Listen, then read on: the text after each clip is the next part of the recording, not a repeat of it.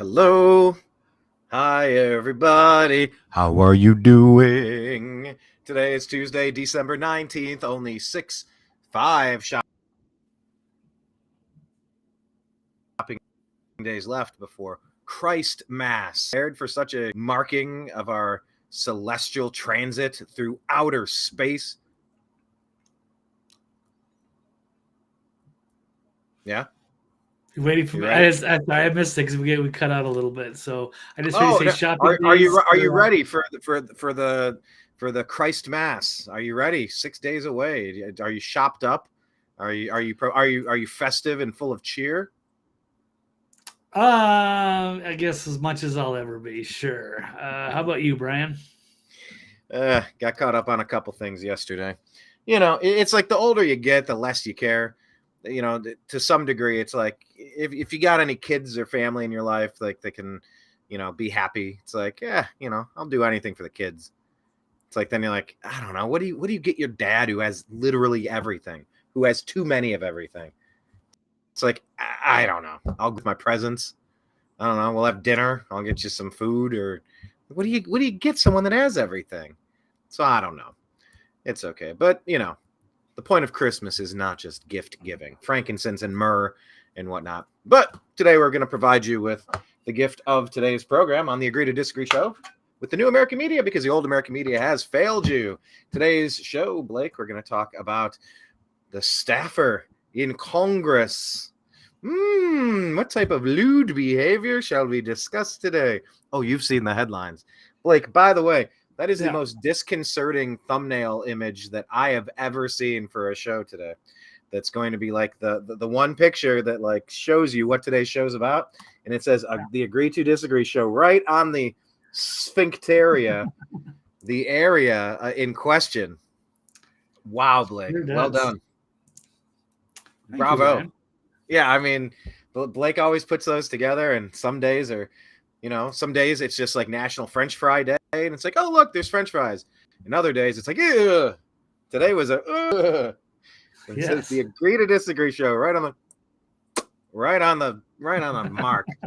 But anyway, click on it, you'll see. Also, we're going to talk about Jeffrey Epstein, talking about right on the mark there. High profile associates. Are they actually going to be released in January? We'll see. Are they going to be so heavily redacted it's just going to be a bunch of no names? Or since nothing else has worked, it's just going to be Trump?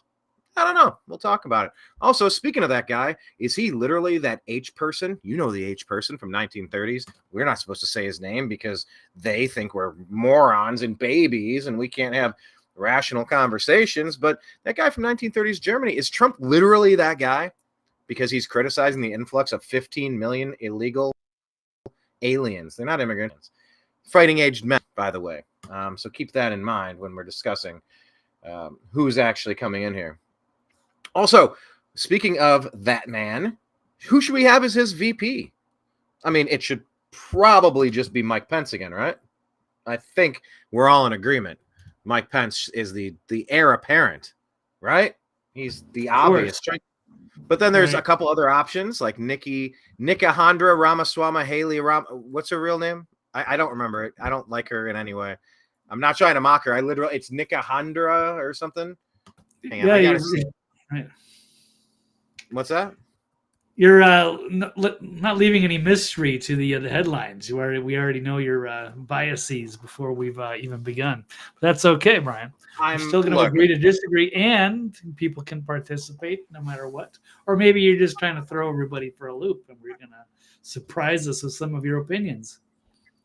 We shall find out. Look, I'm super pro Mike Pence. If you've watched the show for any amount of time, you'll know if there's one thing you know about me, and there's probably not much, but if there's one thing you can take to the bank, it's that I am pro Mike Pence every chance that I get. So her name is, what do I call her, Nikki? Her name's Nimarata Nikki Randhawa Haley. This is the lady that says you need to be using your real name online, unlike our founding fathers who were going to get strung up and have their families targeted and have their businesses, careers, and livelihoods ruined as they're be jailed, imprisoned, or killed for speaking out against the crown. You know, some anonymity online, anonymity in the printing press has always been important in our country's history. But this lady who goes by a different name than she is, she wants to tell you that you must use your real name online. Nimarata Nikki Haley. Yeah. And so, no, I'm very against her in every way, and the military-industrial complex that she shills for. Thank you very much. Also, on today's program, Nimarata. I got to remember that. I call her Nicaranda. Nicaragua? I'm going to stop trying to say that name. All right, we're going to spend a half an hour on the headlines, and we're not even going to get to the stories here. Yes. Also, in today's news, we're going to call for, would a call for an Israeli Hamas ceasefire actually be anti-Semitic? We're also going to ask if, this got switched around, if most of Netanyahu's claims about Hamas brutalism have been fabricated. And we're going to ask about the NFL Pro Bowl. Should it be segregated? Yeah, I know. Sounds like the stupidest thing you've ever heard, right? No, it's something that one of these CTE-riddled Pittsburgh Steeler cheaters, by the way, they're running a program over there that's Bountygate 2.0. We'll talk about that in a moment. We have a former professional player calling for a segregated Pro Bowl. Yes, this is Biden/Obama's America. So we will get into all of these topics and more on today's Agree to Disagree show. Please follow Blake. He is at thenextlevelnews.com and on X at TV's Blake Walley. Follow him in those places, and then follow the Agree to Disagree show and the New American Media in all of the places, especially Spotify and Rumble. Let's get into today's first topic.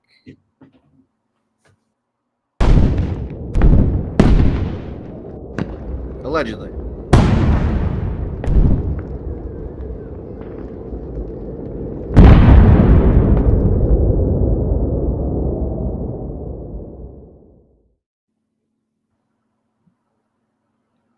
No, radio, Blake. First topic. This was big news, and it's kind of interesting, I think. Agree or disagree here that criticizing the staffer who committed lewd conduct in the Senate room, that's homophobic. Agree or disagree? I'm going to disagree. That's the way, of course, that he's going to spin this. He's going to have to play the victim, and it is embarrassing that he got caught. You know, I almost admire that he actually did that, but since he got busted now, it's an embarrassing scandal. So it's the risk reward. But I mean, if he would have pulled that off in the circle of DC homosexuals, he would have been a legend for pulling that off. Don't you think, Brian? I mean, he did it. I filmed a porno in the Senate hearing room, a iconic, famous room, and they were having butt sex. He would be a hero for those people, and I kind of respect them for trying that. But that's the price. Is that you get caught and you get he's gone now. He's no longer a staffer, and his career is going to be in trouble. I will give credit to this disgraced and now fired former staffer for creating that porno film in the what room is it? The Senate hearing room. Senate hearing room.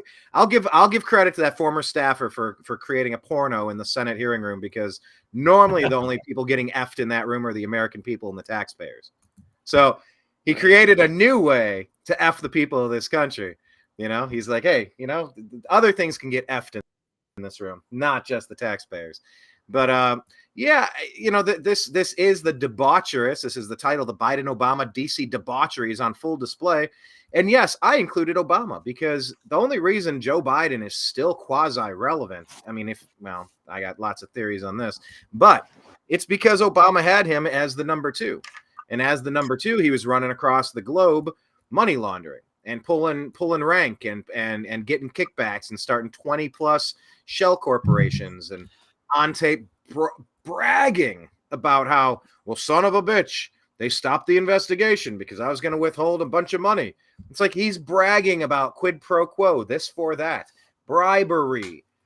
And this guy with the Ashley Biden diaries of inappropriate showers, God knows what else happened in that poor family. You see the debaucherous nature of Hunter Biden, who's been the bag man for his campaign the whole time, along with Jim Biden, on his laptop from hell with 51 fake intelligence agency officials telling fake stories to rig the 2020 election. I mean, you see his laptop and it's all just hookers and blow and driving 120 miles down the freeway. Like, everything about this family is debauchery. Everything about, I mean, you had the topless people on the White House lawn. That was what, a couple months ago for some prideful event or something. And everything about this administration is just over the top. But I mean, it's an Obama Biden debaucherous continuation. There is no difference. I mean, you look at what happened on the paddle boat, allegedly, where the Obama chef in a couple inches of water in a koi pond. God knows what stories that needed silenced coming out of all of those dinners with the Obamas yelling, bickering at each other. Could you imagine what that chef overheard? It's just everything about this Biden White House, from the crack cocaine found in the White House to the topless people on the front lawns to that just absolutely mind-blowing Hunger Games-esque Christmas card. It's just everything is completely in the face of the American people. And this is just the latest in a long train of abuses, a long train of really astonishing acts. I don't even know how to finish that sentence. I'm almost at a loss of words, Blake. Yeah, well, it was a very interesting scandal that broke out over the weekend, and we're finally covering it now, but it is still developing. So we have the Federalist here, corrupt media rush to downplay the disgraced Democrat Senate staffer's lewd video scandal. Oh, and hello, Rick Norman. Good to have you here. All right, welcome. Yeah, leave your comments, by the way. I did just get a message on Restream saying that now we're going to be able to see our Twitter comments pop up into our chat. So if you're on Twitter X, we should theoretically be able to see your comments in the show. So leave all your comments. We definitely encourage it. It's not too many cooks in the kitchen. It really adds extra layers to the show. Right. So, yes. Please, it's great to have you guys get your feedback in real time. But getting back to the story, after a Senate staffer who reportedly worked for Democrat Maryland Senator Ben Cardin uploaded a video clip of himself performing lewd acts with another man in a Senate hearing room, corporate media outlets rushed to downplay the scandal. So shortly after the footage leaked from a WhatsApp chat to the Daily Caller on Friday, 24-year-old Aiden Mace Zerpopsky was fired from his position as a legislative aide in Cardin's office. But he responded to the blowback by claiming the criticism was homophobic, as if if he was, having sex with a female, then that would be okay, and nobody would, come on, Aiden, stop fooling around in there. But he says, this has been a difficult time for me. Wrote in a LinkedIn post, as I have been attacked for who I love to pursue a political agenda. Now, he should know this, but yeah, he's embarrassed, and now he's floundering, and now he's going to try to blame it as a political agenda and that people are homophobic for calling it out. So despite the existence of both the graphic film and his admission of guilt, corporate outlets are still quick to give the ex-staffer the benefit of the doubt. Yeah, it usually happens. We'll pull up another story here. This is post-millennial.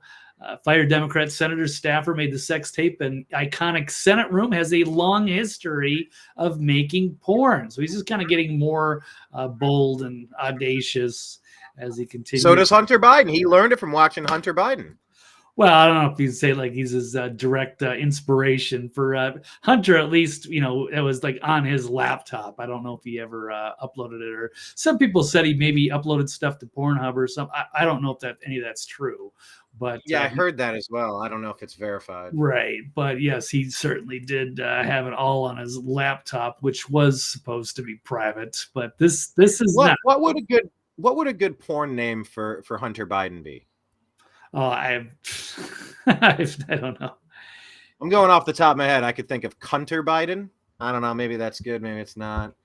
Yeah, that's all I came up with. Hunter Biden. I'm glad that you got that off your chest, Brian. Let's. All right, but here is Aiden in the Senate room. It's the place where Sonia Sotomayor had her confirmation hearing for James Comey testified on Russian interference. And this is where Aiden got some thick German sausage and a Jaeger sauce finish. Geez. So the man. Oh, that visual. Good grief. Oh, yeah. Who wrote that?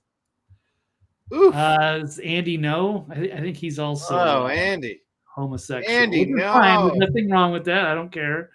Again, I don't want to think about a thick German sausage. That is very. Well, that was his words, right? He was very excited about it.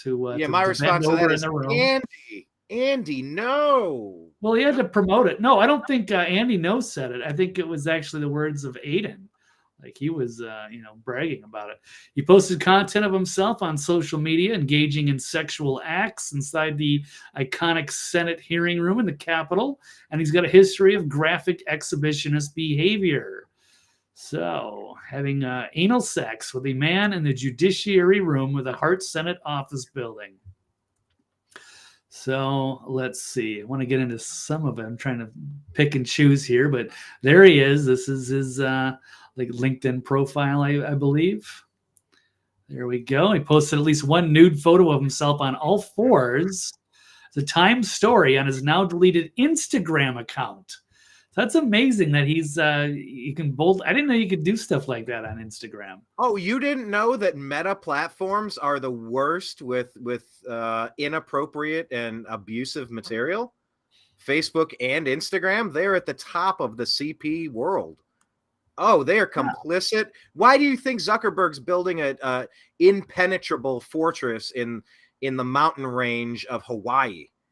Because everybody knows what he did in 2020 to fortify the election with the drop boxes and the dirty money. Everybody knows what they've been running on Meta, on Facebook, on Instagram. Everybody knows he's running because it's all being exposed piece by piece, drip by drip. He's running. Oh, Blake, yes. IG and Meta, Facebook. Oh, they are the worst offenders. It's so much trash. You couldn't even believe it. I've gone down this rabbit hole and it is astonishing. No wonder he's running. Okay. No, it's interesting. And I know there's some like nude models and stuff that put stuff on Instagram, but they never show anything. And then they're like, oh, come to my OnlyFans or whatever for the real stuff. I didn't know they could actually post some of this, but who knows? I mean, if it's in private circles, then I guess they can. So he's certainly, doing the promotion. He certainly is an exhibitionist. By the way, one more point. When, I heard it mentioned, I don't know if it was a direct Elon Musk quote or if it was an explanation of a summarization of essentially what Elon was saying. So I don't know who to attribute it to. But the comment about a year ago, we just passed that roughly 1 year delta for when Elon Musk purchased X, Twitter. And the comment was he didn't buy a social media site. He bought a crime scene.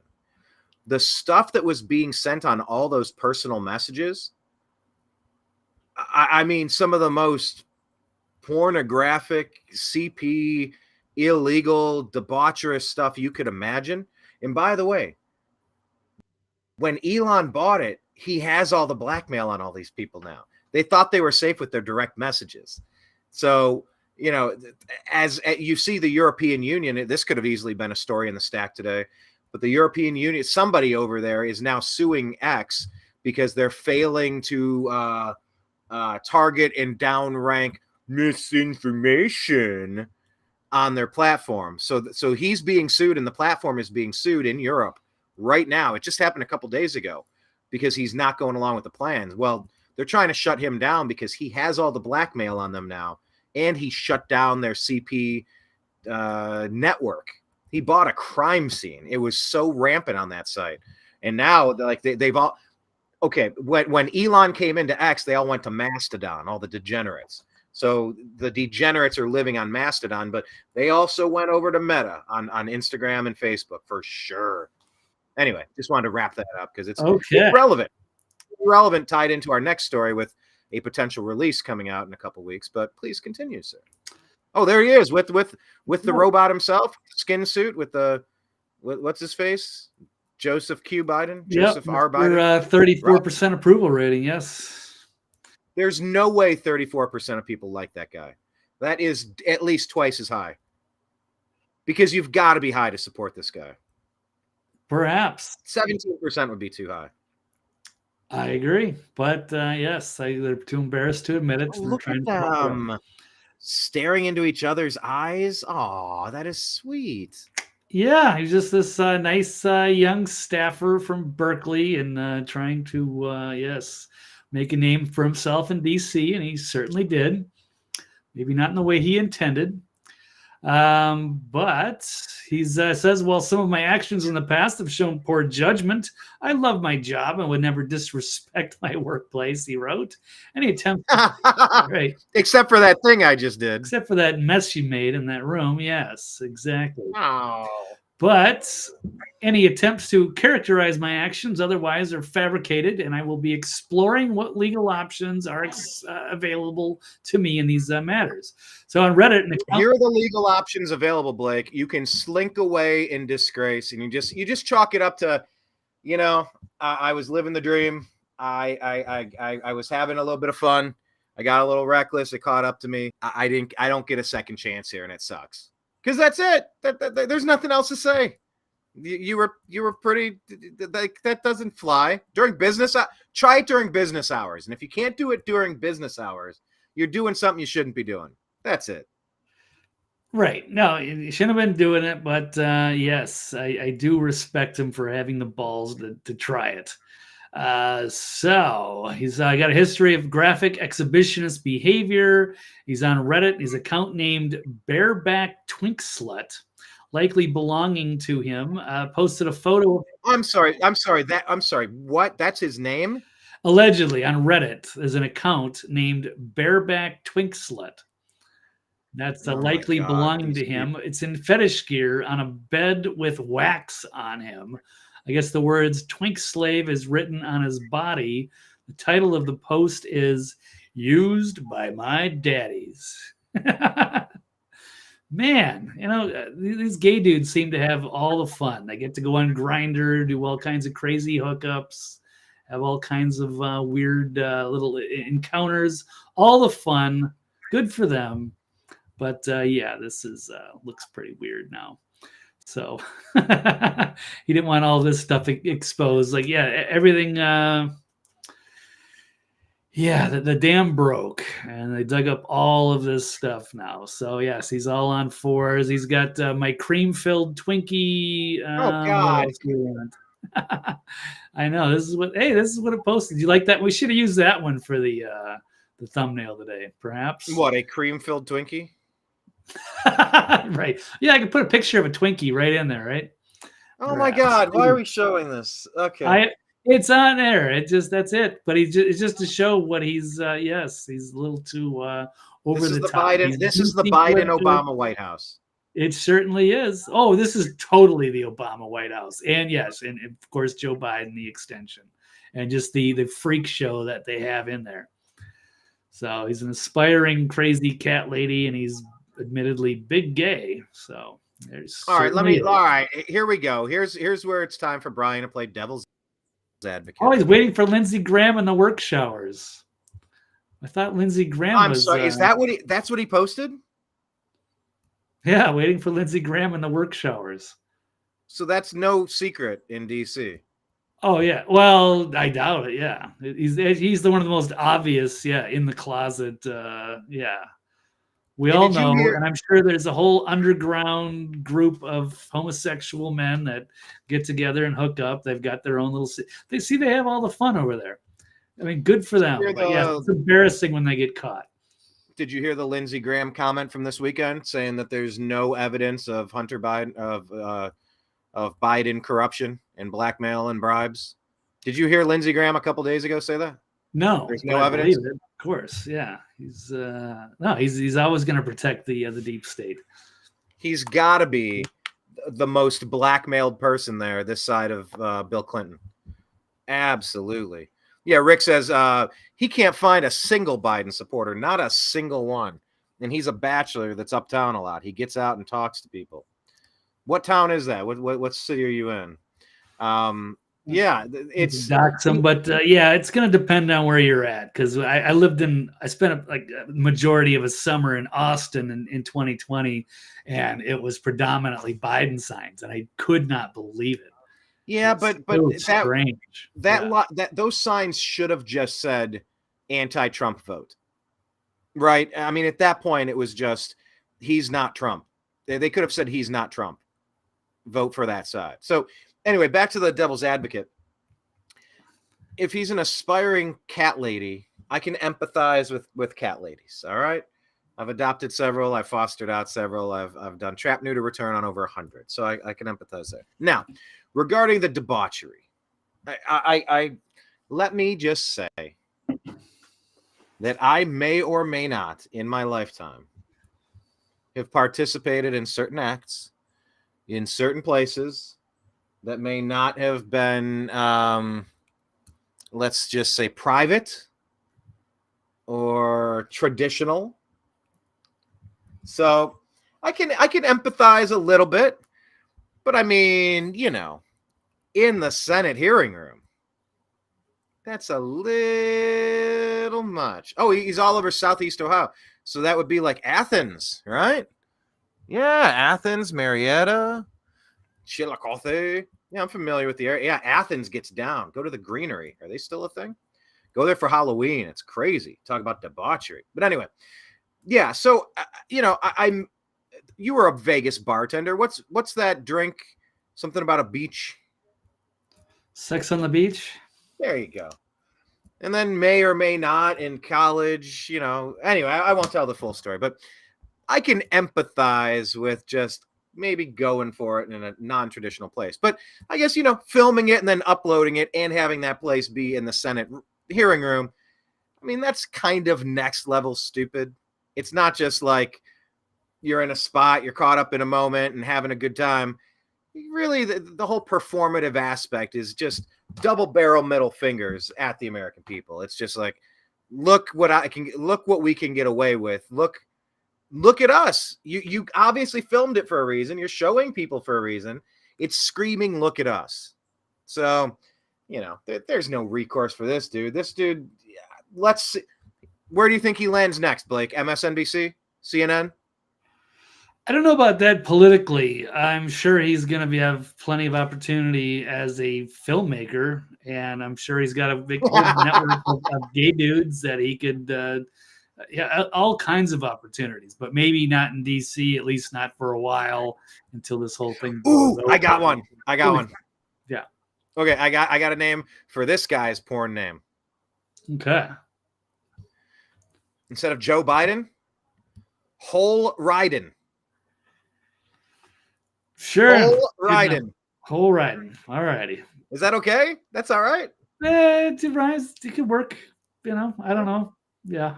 Good enough. Okay. Anyway, there you go. The Democrats, the adults are back in charge. They were so happy to get rid of Trump, but then look at the freak show they've rolled out over the last few years, and this is just another one of these highlights. Do you have a graphic or an X post of the Christmas rollout with the Hunger Games style? No. Yeah, because they came out with like Merry Christmas, and it's I know. Yeah, I don't have it, but not up front. Like something straight out of Hunger Games, Blake. Wild stuff. Oh, I'm sure. Yeah, a lot of this administration is. Yes, absolutely. Christmas Biden. Let's see if I can quickly find it. But Yes, okay, Blake will look for it. By the way, follow Blake. He's at TV's Blake Walley on X. Oh, we got. This is the contrast of the classy. Okay. We got double click. Oh, okay. Can you full screen this? I can't. There we go. It's only a small clip. Yeah, if you could full screen it, just so we can see the. Just the contrast between the Bidens and the Trumps.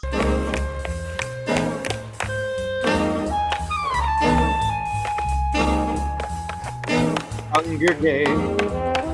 Hunger Games.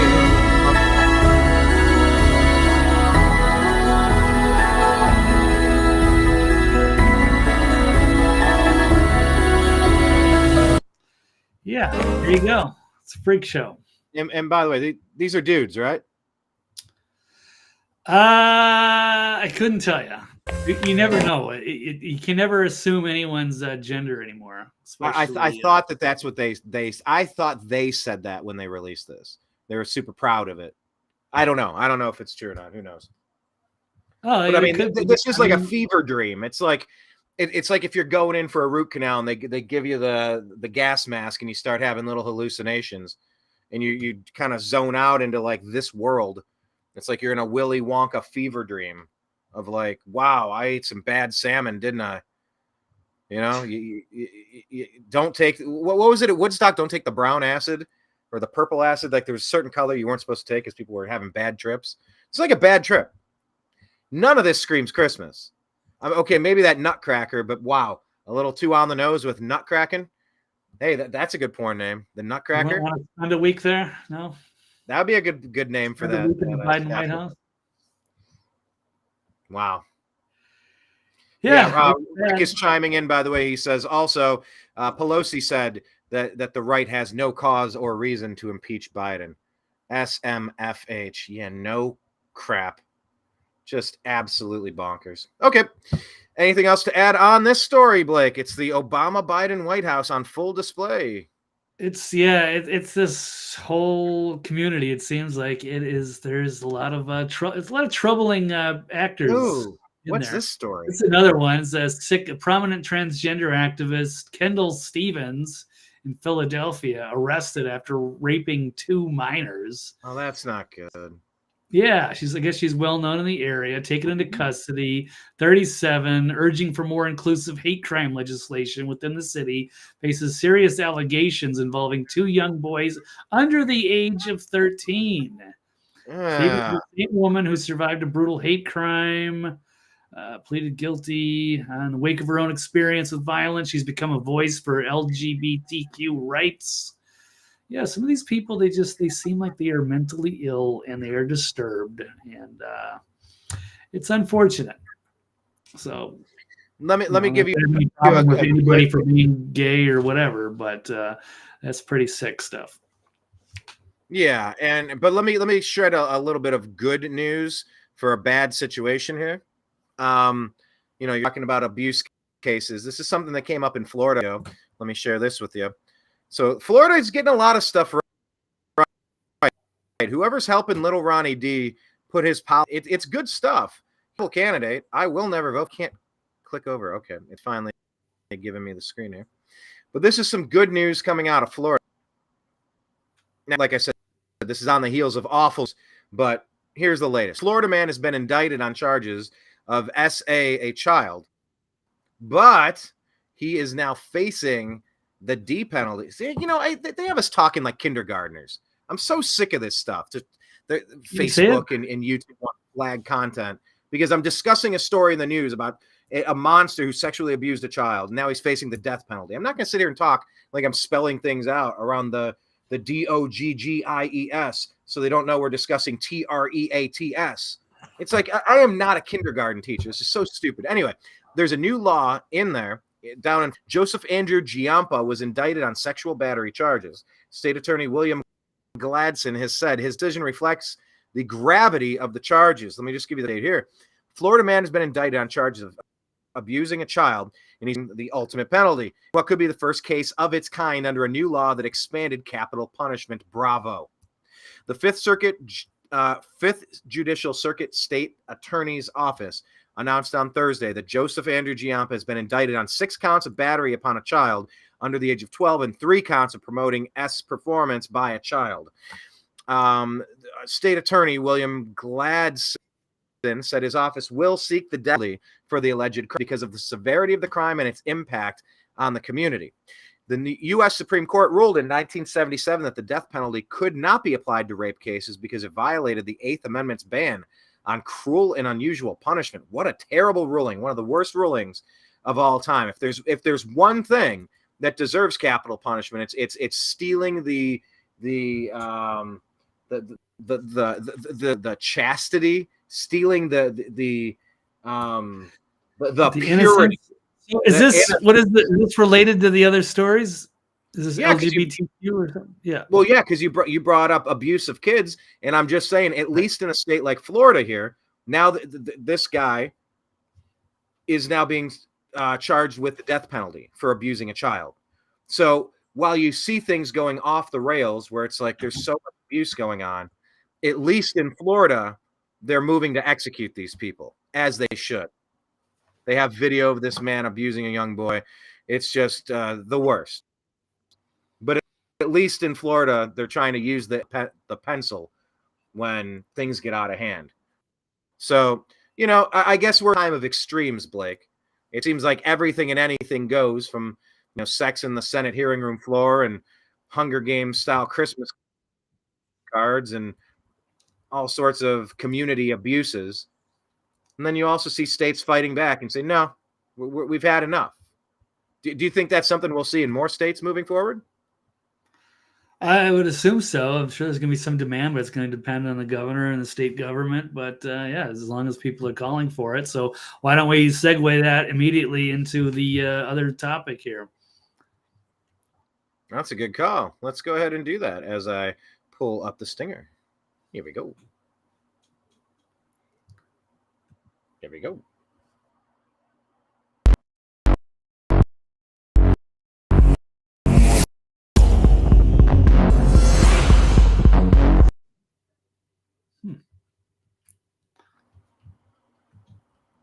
Perfect segue, Blake. Agree or disagree that Jeffrey Epstein's high-profile associates should stay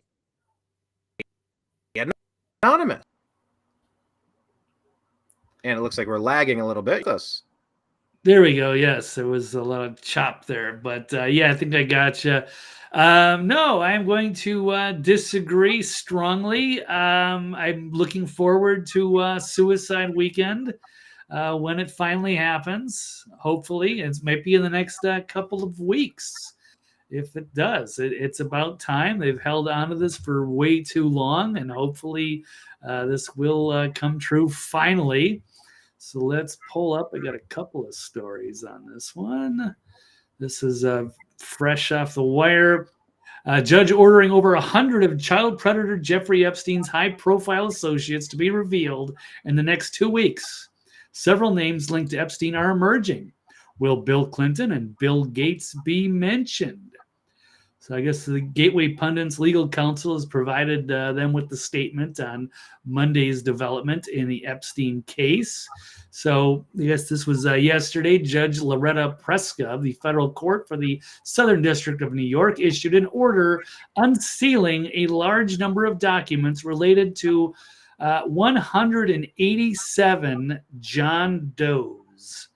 So 187 anonymous people, probably powerful, prominent. That's usually what Epstein targeted, to blackmail powerful people.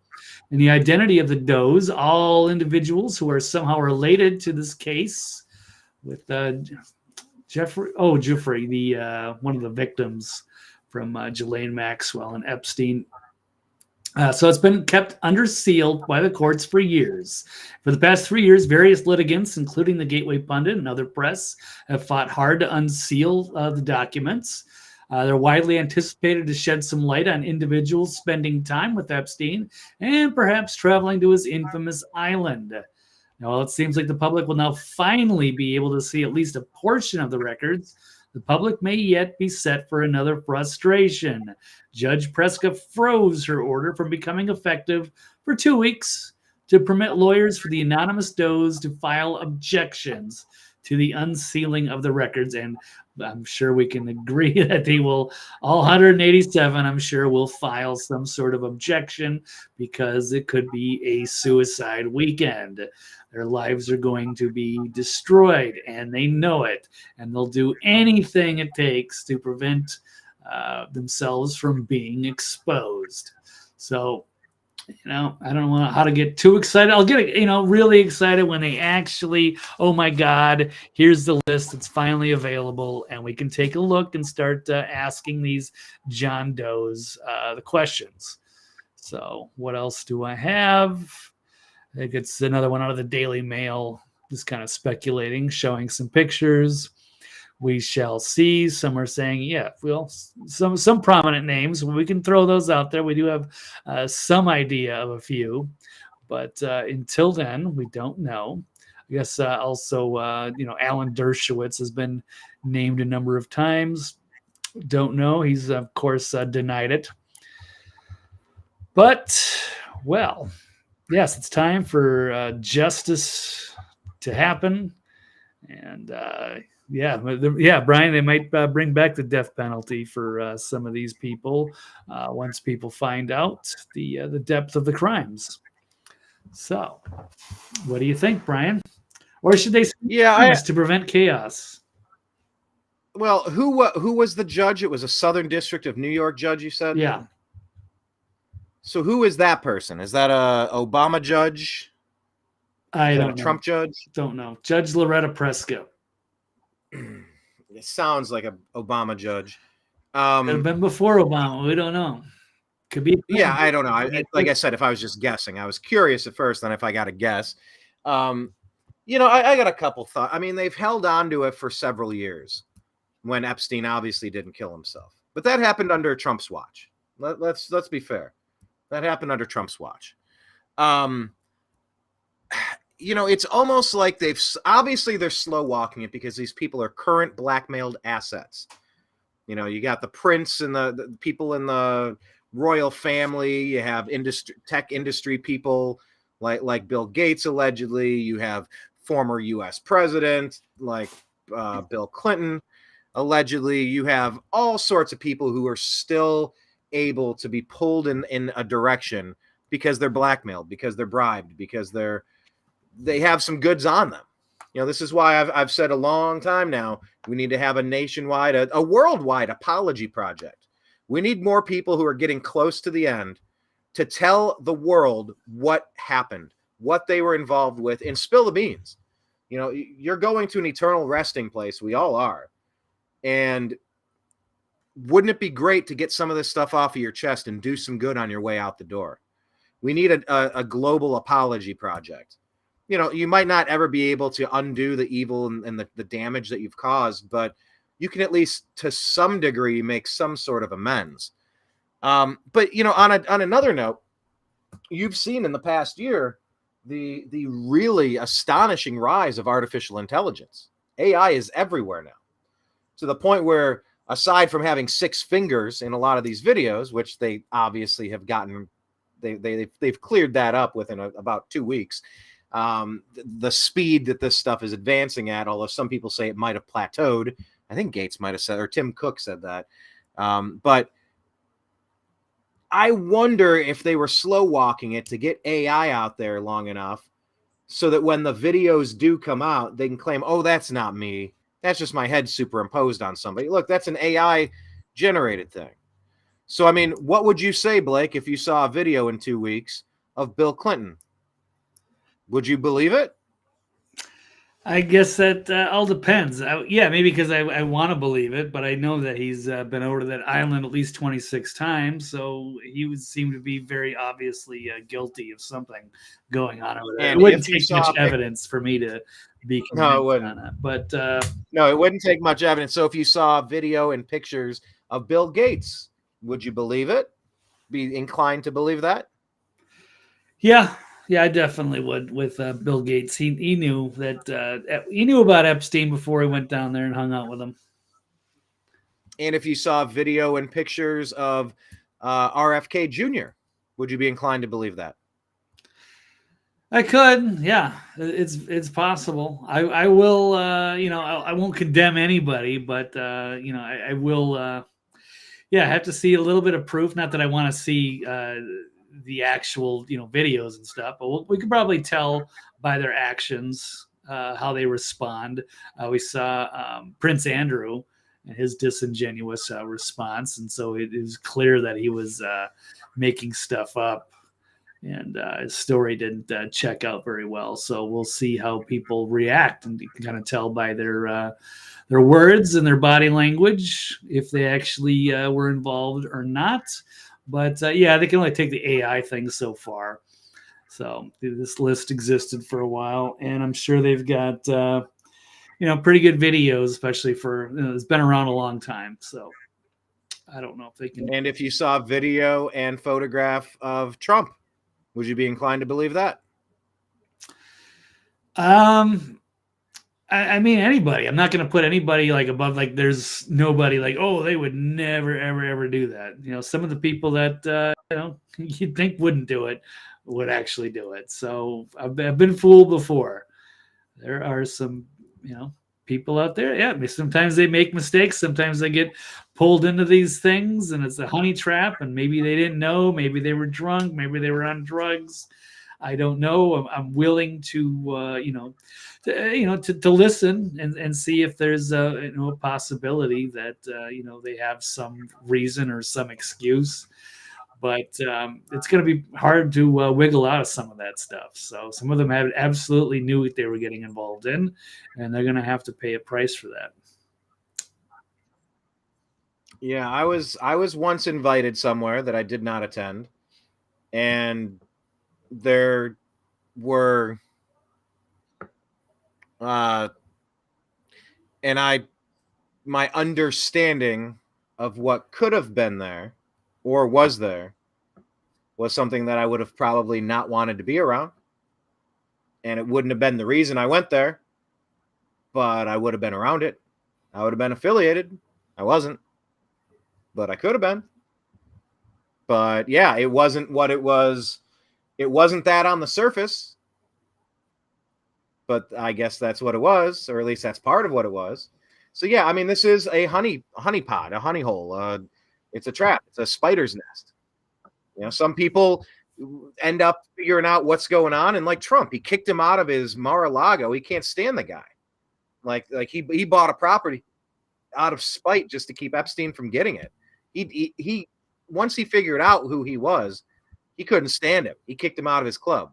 Other people, like Clinton, allegedly went down there several dozen more times. It's like, oh, I'm a big fan of what he's got going down there. Okay, all right.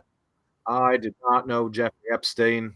I got to work on my Clinton. I haven't done a Clinton impression in a while. But yeah, when you're talking north of 20 times, there's no mistake in what you're showing up for. But yeah, I mean, it's an intelligence operation, so you can get blackmail on people. Then you got them under your thumb. Now you have an asset. So we'll see what happens. I mean, they definitely slow walked this for God, how many years now, Blake? Yeah. 2-3 years. Story's been out there. I mean, good Lord. So who knows how much they've cleaned it, laundered it, changed it. I don't know. 3 years. It wouldn't take long for a Hollywood film to go through and do some editing if one of their stars died in the middle of production. A couple of weeks in post-production, you can change some faces. You can edit all sorts of things around. In 3 years, what could you do? Kind of everything. So we'll see. I don't know. We'll see how it's released and how much we buy it, and we'll obviously cover it on the Agree to Disagree show when that happens. Okay, anything else on this topic, sir? We'll find out in a couple weeks. So right. Here we go. Yes, we shall. All right. Then we will move away from Epstein and switch gears for a moment back to Mr. President Trump.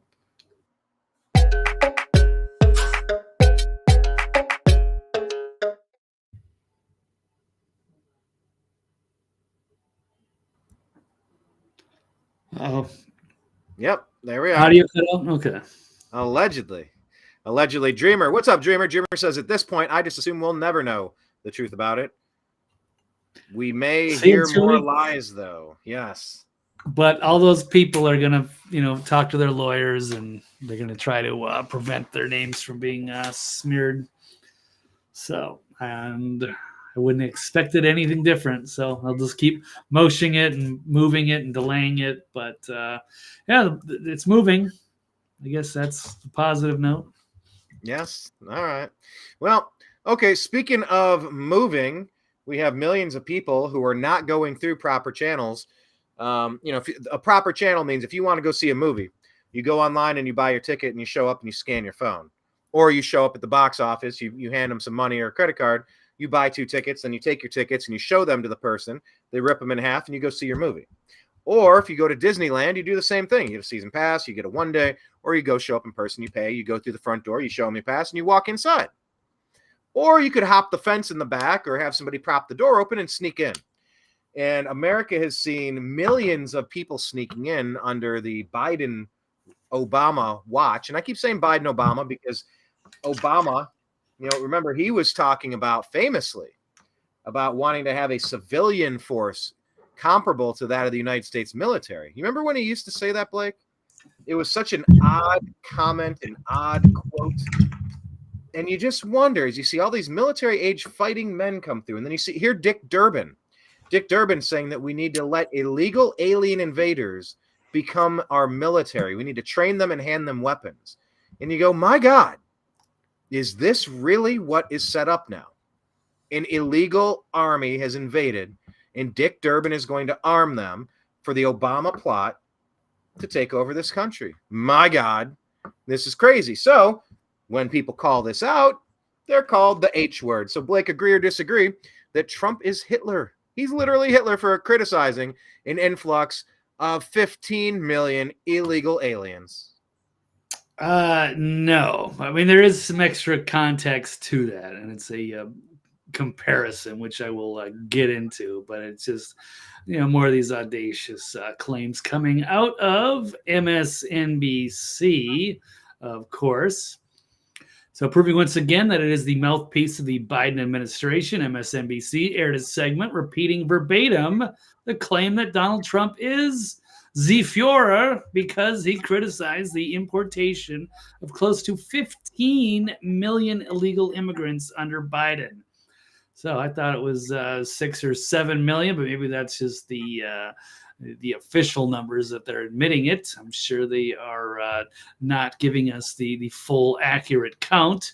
And during a speech in New Hampshire earlier in the week, Trump says he thinks that the real number is 15 or 16 million. We can let him speak for himself. Here we go. A lot of work to do. When they I think the real number is 15, 16 million people into our country. When they do that, we got a lot of work to do. They're poisoning the blood of our country. That's what they've done. They poison mental institutions and prisons all over the world, not just in South America, not just the 3 or 4 countries that we think about, but all over the world. They're coming into our country from Africa, from Asia, all over the world. They're pouring into our country. Nobody's even looking at them. They just come in. The crime is going to be tremendous. The terrorism is going to be. And then we built a tremendous piece of the wall, and then we're going to build more. Okay. So Biden campaign. I'm sorry. I'm jumping over top of you. I just wanted to add this. To wrap this up, this is from an MSNBC article. Yeah, I'm sorry, I don't want that clip. But this is from NBC News years ago, and this was the direct quote from Obama that I mentioned in the lead-in. He said, quote, "We cannot continue to rely only on our military in order to achieve the national security objectives that we've set," Obama said in July. "We've got to have a civilian national security force that's just as powerful, just as strong, just as well-funded." And this comes on the heels of Dick Durbin calling on arming illegal alien invaders and letting them into the United States military. So just for context, I wanted to kind of unpack what I meant by referencing that. As you see tens of millions of military age fighting men storming across our border in a way that, if your back door got broken in, you'd be concerned. If they snuck in through the gates at Disney, you'd be concerned, and you should be concerned if they're sneaking into your country. So anyway, the floor is back to you, sir.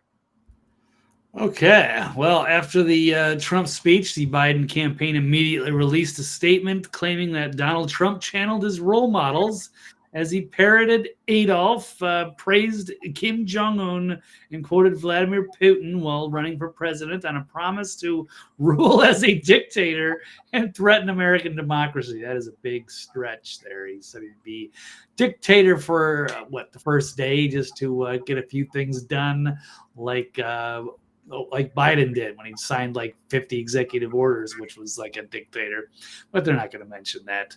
So the statement continued. Trump is not shying away from his plan to lock up millions of people into detention camps and continues to lie about the time when Joe Biden obliterated him by over 7 million votes 3 years ago. Yeah, sure. Right. So it's Trump was ahead by hundreds of thousands in all those states that magically paused. All right. Yeah, tell me some swampland. Tell me a bridge in New York. Get out of here. Right. So. Oh, by the way, for countervailing views, go to cisa.gov/rumor control because they think it was the most fair election in the history of America. Of course. So let's watch the hacks, flacks, and lackeys from MSNBC about parroting the Fuhrer. Us on this hours, Douglas, after making these remarks, the former president doubled down and wrote a post saying this: illegal immigration is poisoning the blood of our nation. As I mentioned, President Biden and the White House are comparing this to the words of Adolf Hitler, and specifically the words that were written in Mein Kampf. And I want to read for folks the comparison that we see within Mein Kampf so they understand the gravity of this situation. The poison which has invaded the national body, especially the strong influx of foreign blood. That is from Mein Kampf. As a historian does. Yeah, so it's interesting that they were able to pull up that coincidence, but I think it's a very awful connection to make that extra leap there to suggest that. And they, never mention anything that's a problem. They're not like, disputing the fact that there's 15 million illegals, or even saying that, maybe 6 or 7's a problem, or that we don't know who these people are, and there's continue to come over in record numbers. That's not a problem. But then the fact that he made a statement that sounded similar to something in Mein Kampf, now all of a sudden he's being compared to the Fuhrer. Well, I mean, in that same breath, he's talking about that they're unloading mental institutions, they're unloading prisons. Like he says, they're not bringing their best. Okay, I mean, it's a little bit of a clunky terminology. It's like, well, they're not all like that. I know a great woman who's from Guatemala. We all do. We all know some great people. But there's also the problem that's coming through with the good people, which is why you screen it through the front door in the first damn place. We all know an awesome dude that's come up from Costa Rica, a great family from Venezuela. We all know somebody who's super cool, who works, who's not getting in any trouble. We know these people, but that doesn't mean that the other thing isn't also true. That really bad people, the lowest of the low, dangerous, psychotic, do-nothings, are taking advantage. That is not even up for dispute, Blake. That's obviously a part of it. Yeah, I know. It's just illegal. Huh? Right. We welcome people in here that are good, hardworking people that want to be American, and that's a great immigration policy. But to just have people dumped out of prisons or mental institutions, or people claiming to be refugees or what have you, that are not going to really contribute much, but just trying to escape and get free benefits. That's different. That is poisoning our country. And who knows? We don't, they could be military age. They could be used against us someday. I don't know. We don't know where their loyalties are. But they are getting free stuff, and they have incentives to come here, even if it's illegally. And so it's become a problem. And yes, there's more stuff going on the border. Here's giant crowds from Bill Milligan. Can you full screen that? Eagle Pass. Probably not very good video, but it's just showing you more of the just thousands of people that are. I can't really. It's not not good video anyway. This is all I'm going to be able to get. So yeah, there it is. There's Eagles Pass, Texas, and there's just wave after wave. Take a live look at our Fox News drone over in Eagle Pass. They have had another mass illegal crossing out there. You can see hundreds upon hundreds of illegal immigrants waiting for processing there. You might be able to see a bridge off in the background. That is where the trains come in. Yeah, I got trains of them coming in. Here's the bridge there. It's amazing. And they're not going to get sent too back. far is what it is. Right. But yeah, if you criticize that, you're a bad American. So there you go. Yeah. We're in deep trouble, dude.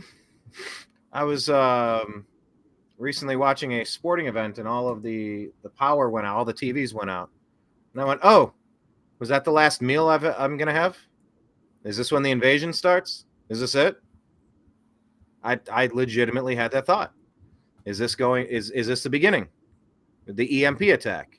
President Trump, he quoted this before when he ran his 2016 campaign, and he also recently quoted it. I heard it said, but I'll just read what he says, quoting it as recently as September 2023.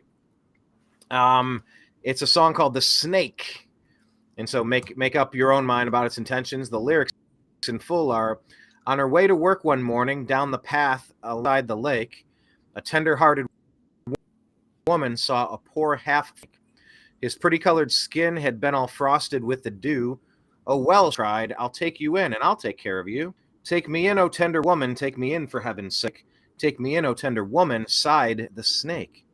She wrapped him up all cozy in a curvature of silk, and then laid him by the fireside, some honey and some milk. Now she'd hurried home from work that night. As soon as she'd arrived, she found that pretty snake had been revived. "Take me in, O tender woman, take me in for heaven's sake. Take me in, O tender woman," sighed the snake. Now she clutched him to her bosom. "You're so beautiful," she cried. "But if I hadn't brought you in by now, you might have surely died." Now she stroked his pretty skin, and then she kissed and held him tight. But instead of saying thanks, that snake gave her a vicious bite. "Take me in, O tender woman, take me in for heaven's sake. Take me in, O tender woman," sighed the snake. "I saved you," cried the woman, "and you've bit me, even. Why? You know your bite is poisonous, and now I'm going to die." "Oh, shut up, silly woman," said the reptile with a grin. "You knew damn well I was a snake before you took me in. Take me in, O tender woman.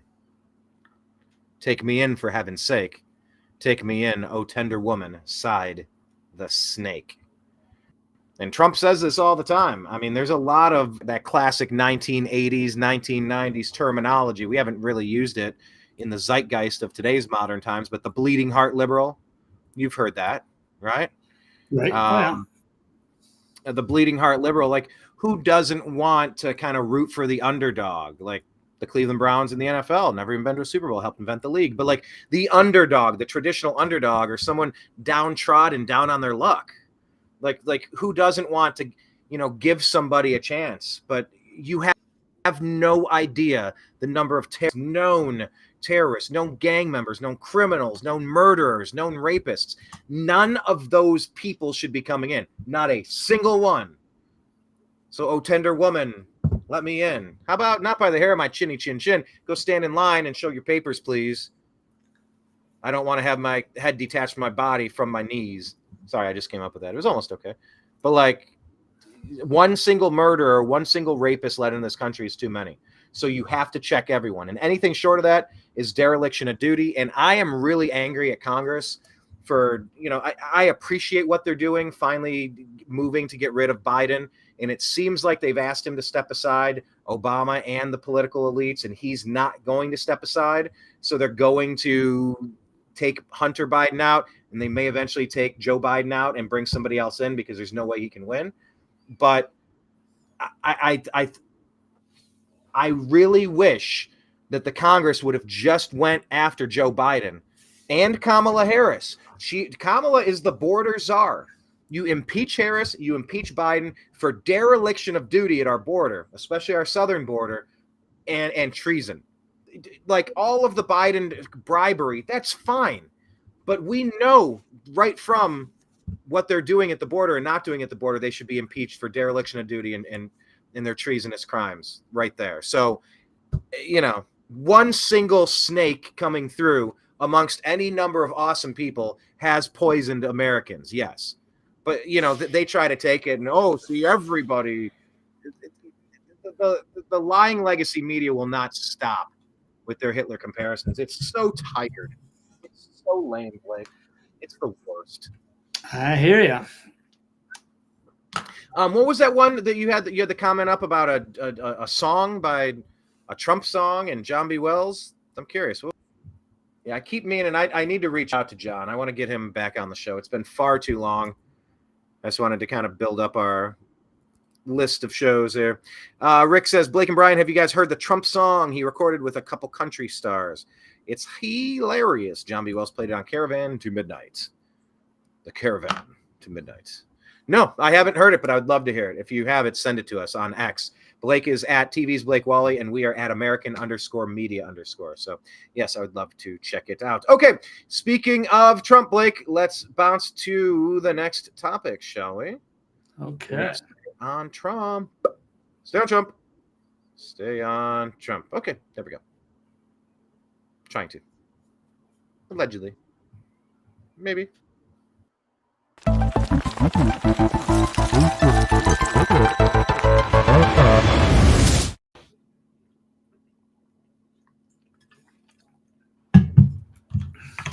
All right. Donald Trump is far and away the front runner for the GOP president, the presidential candidate.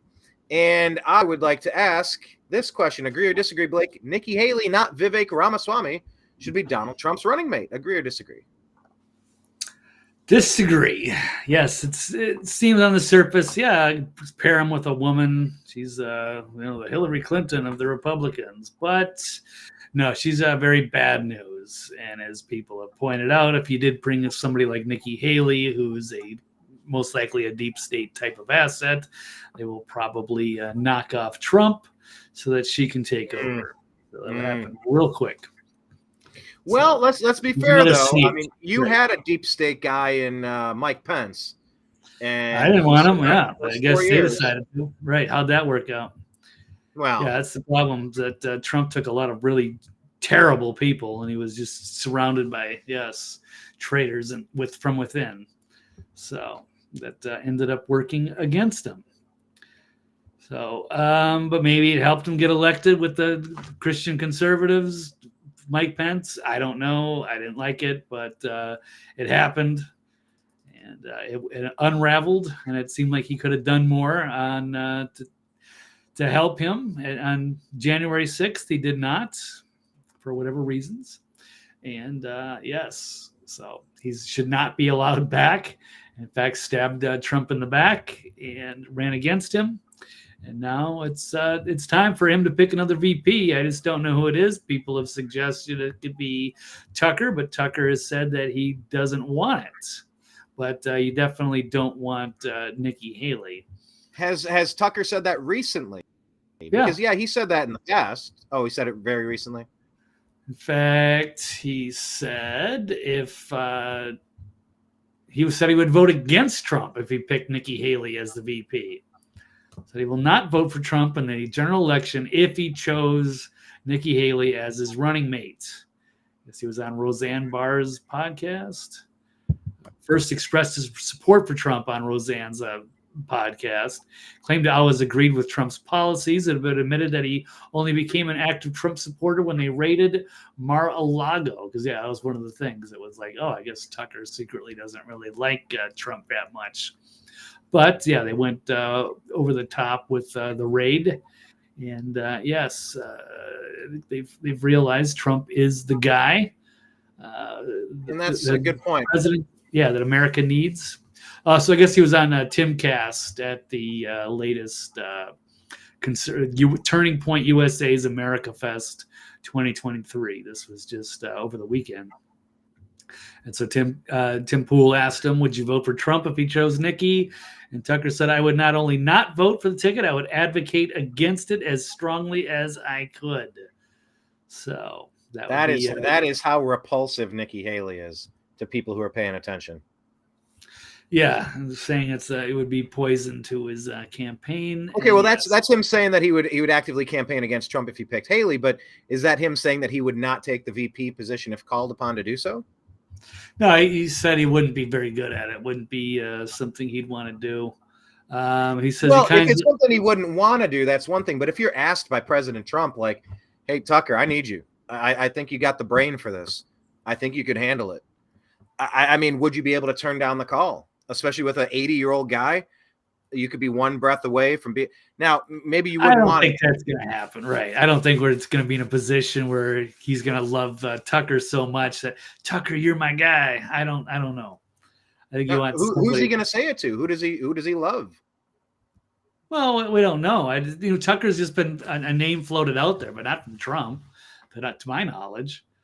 I would think it'd be better off with, a Rand Paul, somebody who's, has an experience in DC, or you take a Vivek, an outsider, or, Carrie Lake, who's has some, could be an interesting for a female, powerful. So you also have a wild card, Tulsi Gabbard. We'll see, maybe. She switched from the Democrat side over to the libertarian/conservative side. It's a wild card choice. Yeah, I don't know. I wish he wouldn't take so long to make that choice. I don't know if there's just a strategic advantage to waiting. Yeah, why not? Yeah, I don't think anybody's announced anybody their VPs. So no, it's not part of the process yet. It's not even 2024 yet. So they usually wait a while for that. So I don't think there's any rush or no pressure yet. So people can speculate. It's always fun to discuss. But I like Vivek. It'd be great. Or Carrie Lake. I think those are great. Or if you want to stick Rand Paul. So anyway, probably won't be Tucker. And definitely won't be Nikki Haley. Or Ronnie D. Ronnie D. Oh, that guy shoot himself in the foot. Good grief. Oh, wow. Yeah, I don't know. I wish they would make the choice soon.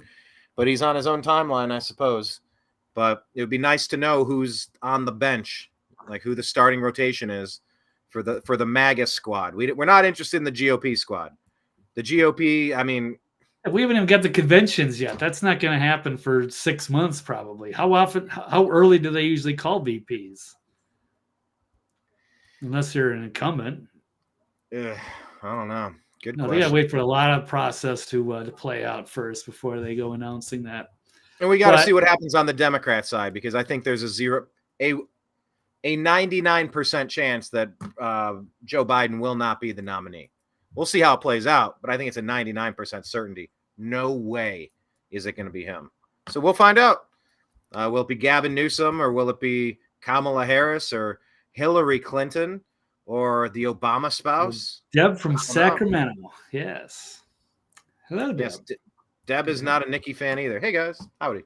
Okay. Well, we will keep our eyes and ears peeled on that. Yeah, Vivek he's saying a lot of the right things. Do you fully trust him? That's a conversation we can have, but he's saying a lot of right things. Yes, Rick says, right, Brian, the mod. Yep. Did I say MAGA squad? I guess I did, didn't I? But it's going to be the MAGA team. And I do have a little bit of concern that this lawfare against Trump, that the GOP, that the Republicans may try to use some dirty tricks and say, well, look, he was convicted of something. He defrauded a bank that didn't get defrauded. He claimed an election was rigged, like every losing president has since I've been alive, but he did it in a weirder way, a more illegal way. So we should go to jail. I feel like the Republicans still could throw a curveball, a knuckleball, and try to say we can't have him as our nominee. So I hope Donald Trump is registered in all 50 states under the MAGA party in case the GOP does something dirty, because then he would win in a landslide. He'd win his 45, 50%. You'd have 20, 30% go to Biden. You'd have 20, 30% go to Haley or DeSantis. Then Trump wins that three-way race easy. I guess RFK could maybe take 5 or 10%, but that's just my caution to President Trump. Please register on your own MAGA party. And then, of course, stay with the GOP if they're going to stay loyal. But you've got every reason to believe, with Haley turning on you, with little Ronnie D turning on you, that something's rotten in Denmark. So just be ready for that. Okay. A couple other stories. Anything else to add on this one, nope, Blake? We can move. Yeah, let's go. We only got 20 minutes. Go. Yeah, it's really slow on the captions and the stingers today. Trying to get this rolling. All right, we're gonna play a game on this stinger. Everybody, if you're watching, tell us the sign that you see. Is this rust or bullet holes? Do you see any bullet holes, or is it just rust on the sign of this stinger? Here we go.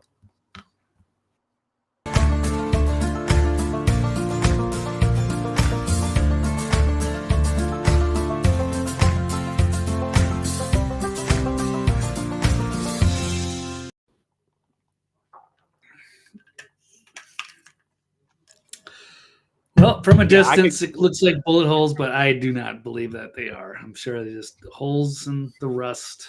Yeah. But if you've ever been out into those desolate areas, everything has bullet holes in it. That's kind of the thing. Anywhere desolate, everything has bullet holes in it. People take target practice.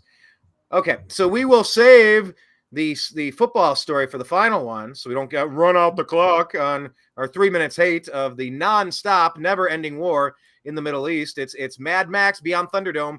2 countries enter, no country, two men enter, 1 man leaves.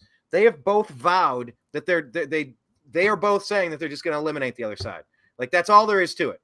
Hamas, the 3 no's, there is no recognition. On the other side, Bibi and his representatives are like, nope, we're not ceasefire. Nope, they're done. They're getting erased. So genocide. Oh, yep. They have decided this. So Blake, agree or disagree that calling for an Israeli and Hamas ceasefire is actually anti-Semitic?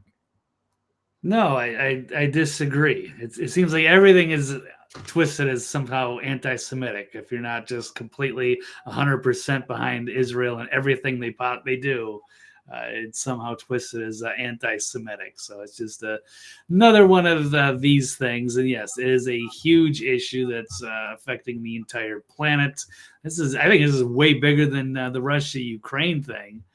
Russia-Ukraine's done. It's not being funded anymore. Like, it's over. Yeah, it's kind of being let go for now. So, but this is now taken front and center. And Blake, you're right. It's very interesting, the timing, as the GOP and the Republicans in the Congress were saying no more money, not another dollar to Ukraine. And then all of a sudden this pops up in Israel. So there could be a fresh new front to fund money through so that the military industrial complex can drink its blood. Okay. Yeah, pretty much. Right. Yeah, it's right on cue. It was so immediate. You just couldn't script it any tighter than that. Blake, does that mean that you're a supporter of Q? Is that what we should read between the lines there? Was that just a drop? Right on cue?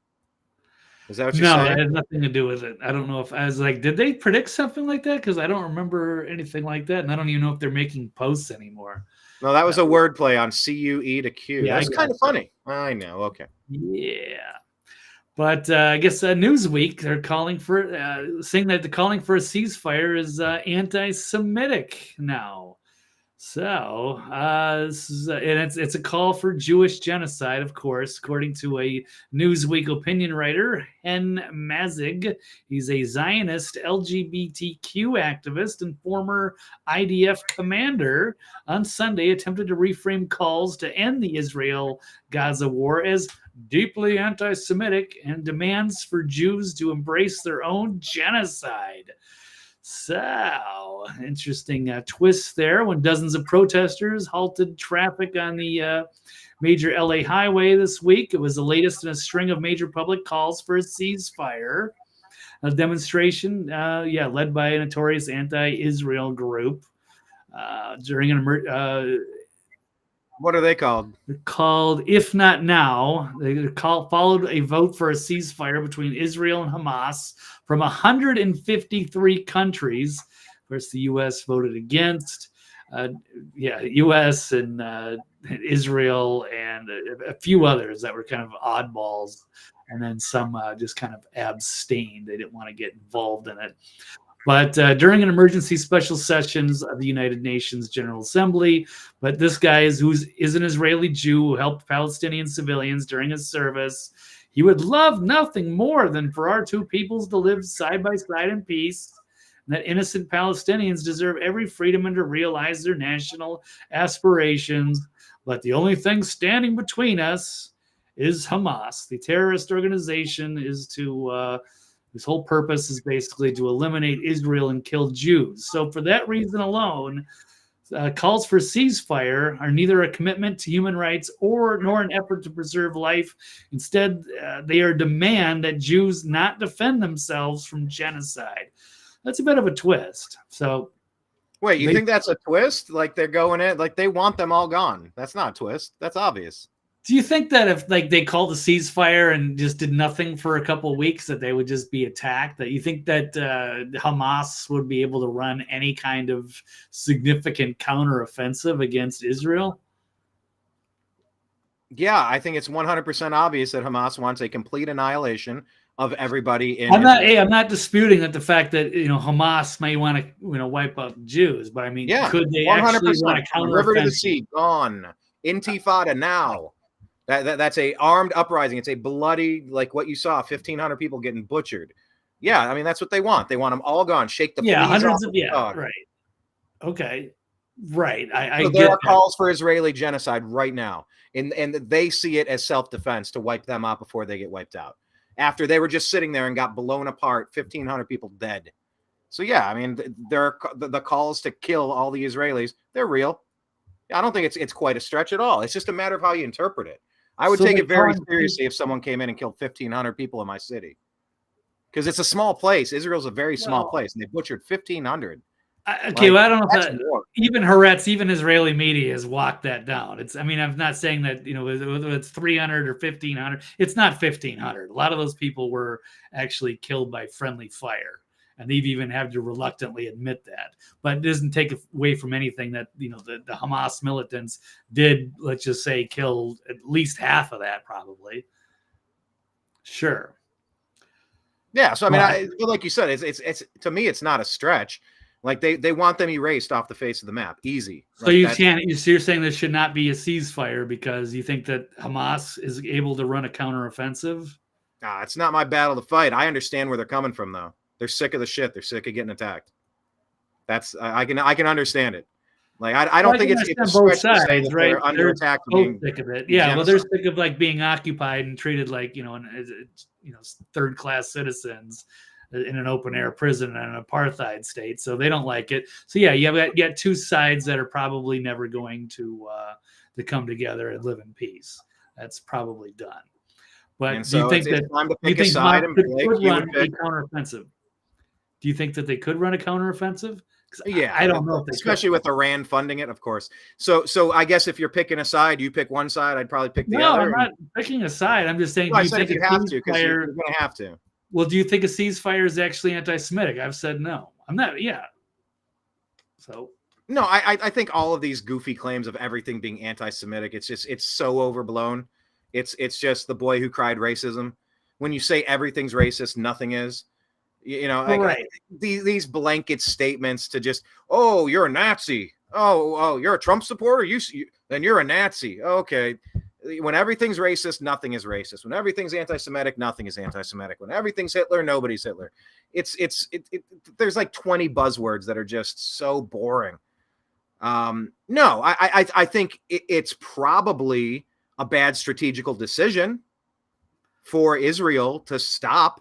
They're all in. They're done. They're just bulldozing the whole place. It's bad, but they've made their choice. They've made their decision. They're done with it, and it's time to pick a side. So you would probably pick, Blake. I'll leave it to your own words. You got to pick one. There's no ceasefire. There's no peace. There's no two states. It's been universally rejected 11 times, 9 different times over 30, 40 years. They don't want the 3 no's. They will never accept them there. So I guess you would pick. You got to pick one. And I'm pretty sure it's not going to be Israel. You would pick. If one group had to stay there? Yeah, that's where we're at. Like, and that's where they are at. That's not a decision you and I have made. That's nothing we're advocating. I don't think there's going to be a way to do a two-state solution. Not anymore. No, yeah, it's over. It's been so 75 years of just awful, the violence and people not getting along. And yes. And you blame a lot of that not getting along because Israel's there in the first place. So you would like to see them gone. If you had to pick a side. There was a chance for some kind of a peace. I'm not saying there's no peace. But like, if you had to pick a side, then you kind of if one side, I've said that before. If one side had to go, it would make more sense for Israel, the Israelis, to come to the United States because they're a modern Westernized society, and it would just fill the gap there with over in the Middle East. They wouldn't be there. We wouldn't have to have the United States to protect anybody anymore. That seems like it would make the most sense if there was going to be some kind of a lasting peace in the region. And I guess I just philosophically, aside from, I don't know, Jew, Arab, Israel, Gaza, Israel, Palestine, Israel, Hamas, I don't even know that I identify as Israel Christian. Still have the same problem with Iran and the other Lebanon and Syria. Would they still have the issues over there with any of those other countries if they all moved to the United States? Yeah, there'd be chaos. I think Israel's an easy scapegoat. There's plenty of problems there that have nothing to do with them, and it's just such an easy, lame scapegoat. But that aside, I just kind of understand where they're coming from. Like I've said before on these shows, you didn't create Israel in 1948. I didn't sign off on that. It wasn't my idea. I didn't advocate for that. I'm not saying it's good or bad. I'm just saying we didn't do it. But possession being 9/10 of the law, they're already there. Leave it be. And things were left alone under the Abraham Accords because Trump was like, hey, Brian. No, stop.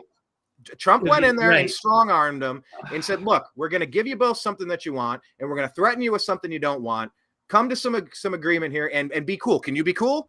Say you'll be cool, honey bunny. I'll be cool. What's the Fonz like? The Fonz was it cool for, Brian? A few years? Come on. You act like the Abraham Accords. Oh, my God. It was the greatest thing. And there was just generations of peace and prosperity. Israelis, Palestinians living side by side, working together in harmony. That's not true. It was a few years where it wasn't much going on. Fine. But, I mean, you're making it sound like it was the most I'm making it sound like that was a strategy when you had an adult in the room.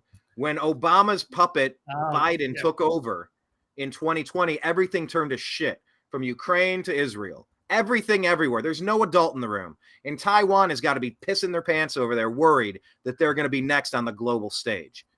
Just keep your eyes peeled for Taiwan because China's been circling them and waiting for the right weakness, the right opportunity to take them too. But I just say Israel currently exists there. Get over it. Because by that rationale, it's like, well, if you go back 2,000 years, if you go back 200 years, well, if you go back 20,000 years, it's like, I don't want the United States devolving into, someone else used to be in the state that you live. Someone else needs to come in. It's like, just stop. Everybody's got their space. Just stay where you are. It's musical chairs. Everybody sat down. You got a chair. Don't knock somebody else out of theirs. Don't go take somebody else's chair. And certainly don't go punching or stabbing your neighbor. And Hamas won't stop stabbing their neighbors, so screw them. It's really just that simple. Oh my God, what do you expect them to do, Brian? Like, so if they just did nothing for a long time, like Israel's gonna just all of a sudden reward them? I mean, reward what? Reward what? Reward what? The Palestinians for what? Like, oh, you've been such peaceful, you've been so amazingly nice that we're gonna give you all this new land and build you new houses or something. I mean, come on. It's an apartheid state. No one would want to live there. It's not fun. But why is it not fun? Why are they not focused on building their country instead of attacking their neighbors? They're not allowed to build their country, Brian. They're not allowed to bring in any equipment in there. It's always like some war thing. No, that's why they call it an open air prison. So stuff gets blown up. They're not able to rebuild it because, Israel, the IDF is just going to say, oh, you're going to use that for building weapons or something. You're going to build a barracks with that. No, you're not allowed to rebuild. So it's not. They're pretty heavy-handed. So they make it sound like Israel's so good to them, and they just don't understand why would they possibly fight back or fire off a few rockets or be angry? It's a blood feud forever. It's the death. They have sworn to the death. They will never stop fighting them, and that's their choice. That's what they chose. You see it very one-sided. Never recognize them. You refuse to empathize at all gone. with Palestine. I know you refuse to. Yes, to empathize at all with the people over there, which is kind of disingenuous to me. But whatever.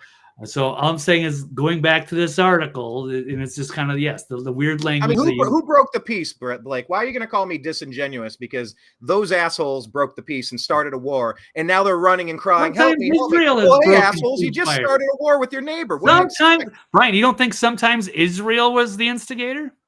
Ever? I'm not saying it was on 10/7, but I'm just saying historically, you don't think that they've once again, you're doing this dance. Well, historically, part of Mexico was New Mexico, so everybody needs to get out of Albuquerque, and we're going to have Brian, a war because you only down see there. it one-sided. You would blindly defend Israel all the time. Like it's never their fault for anything. Have they ever done anything wrong? Did they start the war, Blake? No. See, you're going to do this. Have they ever instigated? That's not the question. Who broke the peace and who's getting what they deserve? Who broke the fucking peace? On 10/7, as far as I can tell, yes, it was Hamas that did it. Whether it was now they're design or not, they're getting beat up on the playground. Shocking. Right. They kind of deserve it for butchering all those people. But for many years, it was like, oh, okay, they fired a few rockets, nobody got hurt, and then Israel just blew up a bunch of shit and killed hundreds of people. They're only you never said anything about that. That's always okay with you. They're only shooting weaponry in my town. All right. Second part of this story, Blake. Most of Netanyahu's claims about Hamas. Can I fucking finish this? Jesus. I'm just saying, when they say river to the sea is a call for genocide, hate speech is not free speech. Calls for peace are calls for genocide, but conducting an ethnic cleansing campaign is not genocide. So it's just this weird double standard. But calls for turning Gaza into Auschwitz and Dresden are somehow calls for peace. So if you have to completely redefine the meaning of words to make your actions seem reasonable, odds are overwhelming that you're full of shit. And I would probably agree with that. And so here's just part of that article. Israel should make Gaza resemble Auschwitz, according to Israeli town leader. Proposed sending all Gazans to refugee camps in Lebanon and flattening the whole strip so it becomes an empty museum like Auschwitz, which is pretty harsh stuff. So, and yes, there are issues over there, and I don't have just a problem with Israeli. I think it's a lot of it just this administration. It's these extremists with this Lewd party and Bibi Netanyahu who are problems, and the people over there don't like him. He's highly corrupt, and he just never seems to leave. And yes, he doesn't have any. He doesn't have, like, even as Trump said, we played it last week. He has no intention of making a deal. No, there's no deal. Like they both sides have said before 10/7, Brian. That was before 10/7, right? No, Netanyahu is not interested in a deal. He hates them, and he wants them wiped out. So, and they know that. So it sucks. And so you got to admit, just maybe at least 10% of the time, Brian, if you could just make that deal for me, if you could just say, hey, you know what, maybe 10% of the time, Israel is in the wrong. No. It's weird. What am I supposed to say to that? That's not weird. You're like trying to, like, I'm tired of the gotcha shit. Like, you're always with the gotcha. Intellectually honest. No, it's intellectually honest. Because, like, here's something I thought of.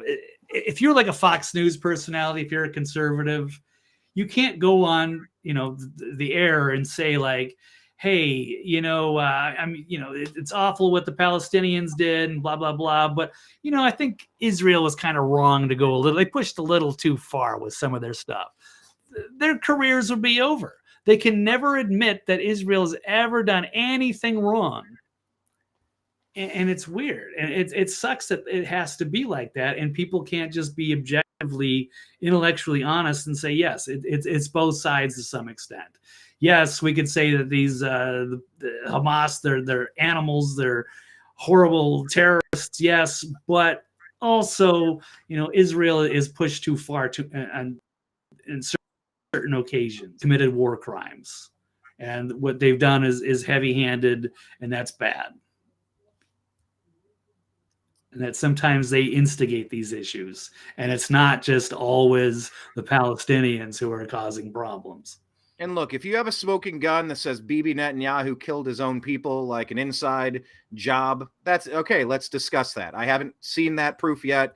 If that's something that happened, then obviously. Right. What is that?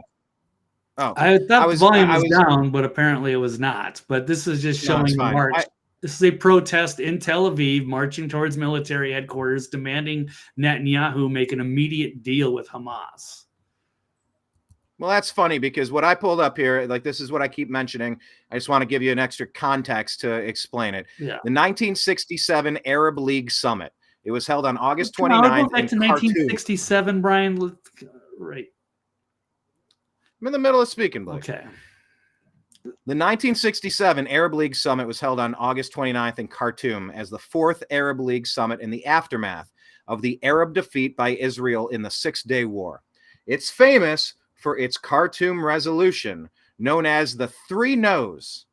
Blake, this is who their neighbors are, and tell me how much they're supposed to be willing to work with these people. It is the 3 No's. No peace with Israel, no recognition of Israel, and no negotiations with Israel. There is no negotiating with their neighbors. And if you don't care for each other, fine. Go sit in the other ends of the room and leave each other alone, Johnny and Billy. Stop fighting each other at recess. Sit in your corner and leave each other alone. Well, they are leaving each other alone until 2 months ago, one side butchered however many people you think is an appropriate number for what happened 2 months ago. They don't want any peace, no negotiations, and no recognition of their right to exist. So, I mean, spare me they should make a resolution. They should try to work on a resolution. They need to they need to work together. There is no working together. I said that already. Forced peace under Trump was awesome, and these idiots started a war. The 2 years of Abraham Accords was the fucking golden age in the Middle East. Give me a break, dude. Wasn't it? 1967. I think it was. Right. I think it was. Okay, Brian. Give me a break. I mean, if it was generations, no. No, it was hell on earth when they weren't fighting each other, Blake. Brian. Yeah, after the they lost fighting the Civil War, and they kicked them out. What, 800,000 people that were displaced out of their homes? Yeah, and they're supposed to. Let's make a deal with the people that just butchered our families and kicked 800,000 of us and shoved us into the ghettos. Yeah, let's make a deal because our neighbors are so awesome. No, I can empathize at least with them to some extent too. So I've got to say, at least Israel has probably been in the wrong. Let's just say 20, in my opinion, at least 20% of the time. But that's 20% more than any neocon is ever willing to admit. And because they were in the wrong at least 20% of the time, they need to get out of there. They can't have a state. They need to get out of there. I didn't say they needed to get out of there. So that if they can't get along and one group has to be there, God damn it, Brian! Stop! You're twisting this. No, I'm not. I didn't say they had to get out of there. I'm just saying I'm saying that there is going to be no resolution. I understand that. So what should we do, Brian? Should we take all the Palestinians and what are we going to do? Are we going to bring them to this country, or are we going to just put them on trains and bring them to camps and have them exterminated? What do you want? No, it's not my choice. Those two sides are making their choice. I'm just saying, if you got to pick a side, I mean, you've picked one. It seems like I'm picking the other. It just is what it is. It sucks. But as we run out of time here, Blake, can you admit that maybe Israel, oh my God, I'm not answering this stupid question again. Brian, come on. Have they ever done anything wrong? Give me 10%. Can you say that Israel has been aggressive and has wronged the Palestinian people? Can you say that of the entire 70-some years of that conflict? Can you say that Israel perhaps was inappropriate and wrong 10% of the time? Such a bullshit question. Why? You talk to me like I'm a How about kindergartner. 1%? Can you give me 1%? Every country has been wrong. Why do you got to dodge the question? Did you just hear my answer? Every country has been wrong. At 100% of countries have done stupid, awful things. 100% of countries. Even the United States. Except for Palestine and certain people's No, lives. I'm not. I just said I think certain people, not you. Certain people, they're perfect. Every problem is because of those people. You're just being now you're like straight up lying. And I just said that Palestine. So let's just say Israel is right 80% of the time. And because of that, 80, they need to go. 90% even. But because of that, they need to leave. Wiggle room that they've done some atrocities. Sure. All right, so most of Netanyahu's come on, Brian. claims Come about on, Hamas tell me, brutalism Brian. have been How often? Just can you? How about 5%? like that is the Israel dumbest wrong fucking question, and I've told 5% you of this the time? over and over. You dodged the I'm question. tired of being talked to like a I'm kindergarten. answering the question. You're It's not. the dumbest question. How do you It's even not. quantify? See, How you would dodged anybody it. I know know, how it's many decisions have amazing. been made and how many of them are wrong? Because you can never admit that Israel It's an ever does unanswerable any wrong. question. It's always the Palestinians' fault. Always. I don't know. One of us Holy is. fuck! I know. I just told you what you needed to hear, and it's still not good enough for you.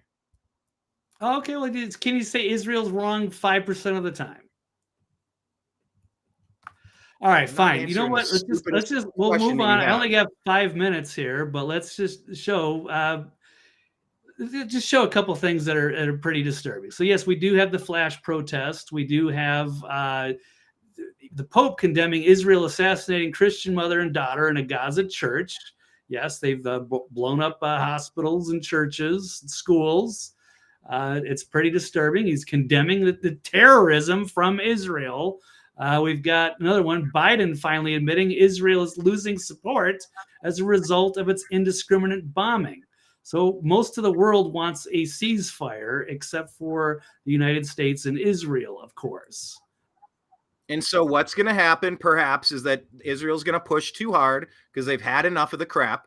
And then the world is going to have enough of Israel's crap, and then they're going to nuke them. Yeah. This is only going to end one way. It's awful. There's no okay. Here we go. Let's keep up. Right, I've only got 5 minutes, so let me finish up a couple of things, and then you can say whatever you want in defense of. I wanted to get to the football story. That's way more interesting than No, arguing about this. That's a minor thing from some fucking psychopath. It's the bullshit story, and you can talk about it. It's so much more interesting than, oh my God, there's turmoil in the Middle East. Because this is awkward for you because you've always got to defend these indefensible things that are happening. So here we go. Here's another one. War crime. Nearly 50% of the bombs dropped by Israel on Gaza were unguided. They're just area effect weapons. They're not military targets. They're just indiscriminately blowing up a lot of innocent people. Was it over 20,000 people at least? I don't know how many, 6,000 kids? But the last caption that I had on there was about Israel's claims about October 7th shows that claims about Hamas brutalism are fabrications. So this is some pretty disturbing stuff. So nobody died that day. So whoa, stop it. You know, I'm not believing that. So I'm just saying Well, what the hell does that headline even say? Good Lord. There wasn't a brutal attack. Oh, it was fabricated. No, I'm not. No, that's not saying the attack was fabricated. It's saying the Hamas brutalism are fabrications, according to the actual. I think butchering of human is brutal, dude. Okay, I don't want to. Oh my God, there weren't 20 babies. There weren't 40 babies. Brian, there were. How many babies? Right, Brian. Can you at least admit that was a hoax? 40 beheaded babies was a hoax. I never pushed it. How the hell do I know? Well, how come 2 months later and you still can't say you think that's BS or not? Have they shown any proof of that? Have they shown any proof? Do you believe that there were 40 beheaded babies? I haven't seen it. Okay, I've seen over 1,000 people butchered. What difference do 40 babies make? None. To you, the it's fact the world. That Netanyahu was the one who said it. Babies didn't happen. The fact that Bibi Netanyahu at the highest levels was saying that there were 40 beheaded babies. War propaganda. Yes. It's war propaganda. Thank you. Okay, well that's it. Okay, it's war propaganda. Every side pushes war propaganda in a war. War is hell. War sucks. I understand that, but yeah, but you lap up every pro-Palestine story possible. It's not. No, 100%. What pro-Palestine story? I'm saying that what Israel was saying about the war turned out to be bullshit. There were not 40 beheaded babies. There were not babies burned in ovens. It turns out most of those gruesome tales were just that. They were tales. There was a story circulating. A young Israeli woman was pregnant and had her stomach cut open and had her babies removed by Hamas militants. It was fake. There was a story about Hamas bound children together and burned them alive, forced a pregnant hostage to give birth. There was one baby that died in Israel that they could actually find on October 7th, compared to 6,000 babies that Israel has murdered in its retaliation in Gaza. So there's stuff. Yes, Israel is lying. And they were saying it's had 20 mutilated, executed, and burned bodies of children piled up. That story turned out to be BS. There is so many things that were turned out to be fake. 40 beheaded babies, babies in ovens, pregnant women, children bound together and burned, pregnant hostage giving birth. And here we go. Let's listen to Bibi Netanyahu in his own words. Here we go, talking to Joe Biden here. They took dozens of children, bound them up, burned them, and executed them. Totally bullshit. This is what he's saying to get United States involved in the war and to get U.S. support for his basically, yes, the ethnic cleansing genocide. So why would he have to go make this stuff up? So what? It's bad enough you get attacked. What proof is necessary for you to believe any of these stories? You'd have to see the video and the photos yourself that haven't blur them out. Produced. Show me the babies. Yes. There's got to be 40 beheaded. If you're going to make a bold ass claim like that, because if they did show the 40 beheaded babies, then I would go, oh my God, yeah, let's get on. I'll support Bibi. Let's go find these Hamas animals, terrorists, and let's get the whole world on this. And but why do you care about the 1,000 people that were were butchered? Why are 40 babies that didn't exist more important than the 1,000 that were killed, 1,500 that were killed, whatever number you're okay with? Why in the grand scheme of things? Why are they making? If it's bad enough that they just got attacked, Brian, if it's bad enough that they just got attacked, these people came over and butchered all these people at a festival, that's one thing. And they can just stick with that story. Why do they have to make up all this bullshit about babies in oven, this horrible atrocity propaganda? Now that makes me not believe anything you say. Now I don't want to have anything to do with it. It's like, who's worse? The fucking Hamas animals or this pig fucking Netanyahu who's making up atrocity porn to try to get us involved into his conflict? That's worse to me. There's no reason to go there. Lying, putting out war propaganda is worse than actually butchering 1,000 people at a concert. Peaceful, non-military targets. No way, dude. No way. That's worse. Well, yeah, because exaggerating claims and lying about a story is worse than butchering over 1,000 people, peaceful people at a music festival. No, Brian, it's because that's used. You said it's worse. Yes, because now they're blowing people up, and that's the justification for it. The 1,000 people is the justification. The almost 20,000 people dead, 50,000 people murdered, and most of them are civilians, not Hamas militants. So yes, the fact that he'll go out and lie to people to get us to support him. That's fucking You think awful. He needs to lie to get support? Yes, he did.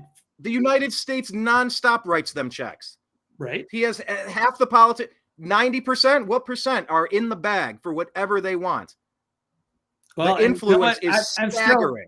I still don't believe Netanyahu because he doesn't want an investigation. No, he doesn't want a ceasefire because if they actually investigate and find out what really happened, they're probably going to find out that they let their guard down intentionally, allowed these people. They had the intelligence to know that the attack was coming, and they didn't warn anybody at the festival. To me, they allowed those people to die so that they could go, so that Bibi could stay in power, make a big power grab, and then go after and genocide all of these Palestinians. Yes, so there we go. That is quite an accusation. I mean, you got to show. That is not a bold. That is not. Have that. No, you don't need proof to make that bold claim. That sweeping. Yeah, that's why I want an investigation. They don't want the investigation. He's stalling that and continuing to stay on the accelerator and wipe out Gaza. Because they don't want the investigation and to realize what actually happened. How could they possibly have that big of an intelligence failure? And how could they let all those people down for 9 hours? So yes, I absolutely think he's front and center, and he's absolutely capable and willing to do that. There's also failures in intelligence. It's just because something happened and wasn't stopped, it's not proof that they were behind it. Like a lot of these, well, you never saw a picture of beheaded babies, so therefore they never happened. We don't know that they didn't happen. Oh, we know that why didn't they show us? Why didn't they show us? Even blurred out. Why wouldn't you would want to see the most gruesome thing imaginable? I don't want to see it, but they why wouldn't that be broadcast everywhere? because it's pretty gross. That's one good reason. Yeah. One good potentiality. Right. So do you think that's okay for him to lie to us? That's possible. It's possible. That's why it hasn't been because released. they would have shown it already. Somebody would have seen it. Probably, maybe. No, definitely. Because you could say that you can send that to the international community. I don't have to look at it myself. I don't want to look at dead babies. That's the only way you would believe it. Well, if enough credible people were actually saw, yeah, that actually happened. These awful butchers came over, killed these babies, and they did. That would be that would get the whole world on your cause, but there wasn't any. So he made it up because he thinks he's so fucking arrogant that he knows that we're just going to go along and believe him. You think it's indisputable that he made it up? I'm saying it's on the likely side. There is zero proof to show that. Yeah, if you're going to make that doesn't mean you're 100% right in proving that it didn't happen. There's a difference. No, there's a difference. There is no proof, Brian. So you think that there's that doesn't mean you're 100%. Why wouldn't they show it? Right, Why wouldn't but that doesn't prove that you're 100% right. That Bullshit. Doesn't prove that you're 100% right saying that it's 100% false. Just because you haven't seen something doesn't mean it's not there. It could mean it's likely not to be there. All right, Brian, but you have no idea that that's with 100% certainty. But then they would have showed something by now. And they probably. So likely. It is. So it's not 0%. 100% certain. Yes, 0% until they can show proof. His word doesn't mean shit. It's atrocity porn and propaganda. That's what it is. And he made it up, or else show the fucking proof. So he's a monster. Fuck Netanyahu. I hope Israel gets some good leadership in there. They deserve it. And I hope they can find a way to reconcile the situation, call the ceasefire, do the investigation, and then hopefully those people can finally live in peace. So I don't know. Not holding my breath. So there you go, Brian. I sent you the other story in the DM. I got to go. I'm already running late. I will tell Dreamer about it because he's been asking about it. We'll get to it right now. Follow Blake. He's at TV's Blake Walley on X and The Next Level News.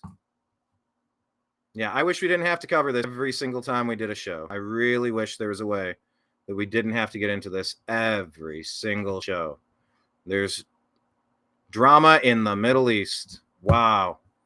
Stop the press. Never heard this one before.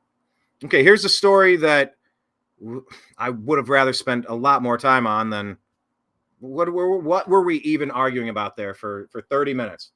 What even was that? What major updates did we just get?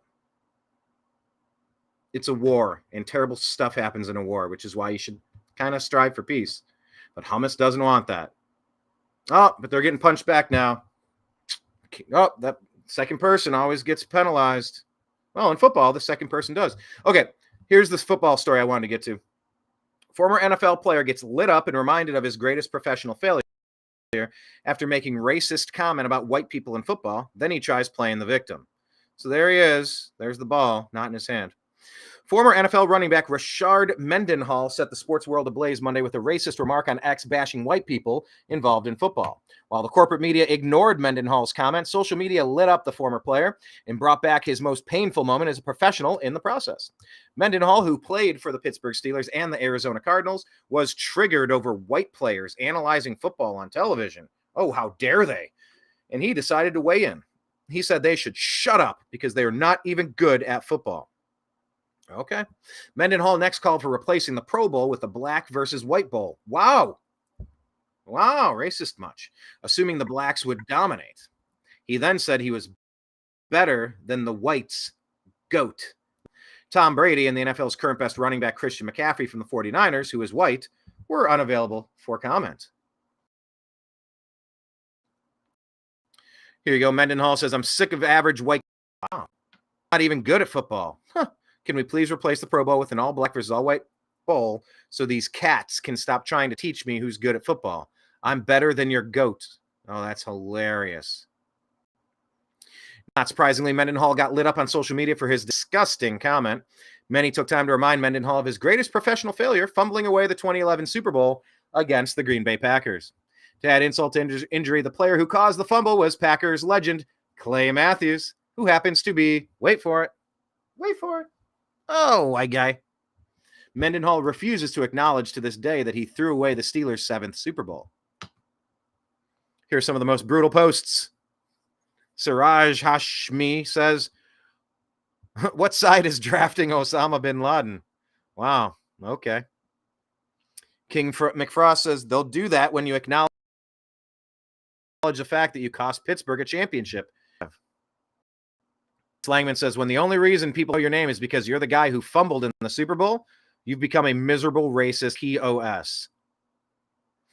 Clandestine says, LOL, you're just salty because you got lit up by a blonde with the Super Bowl.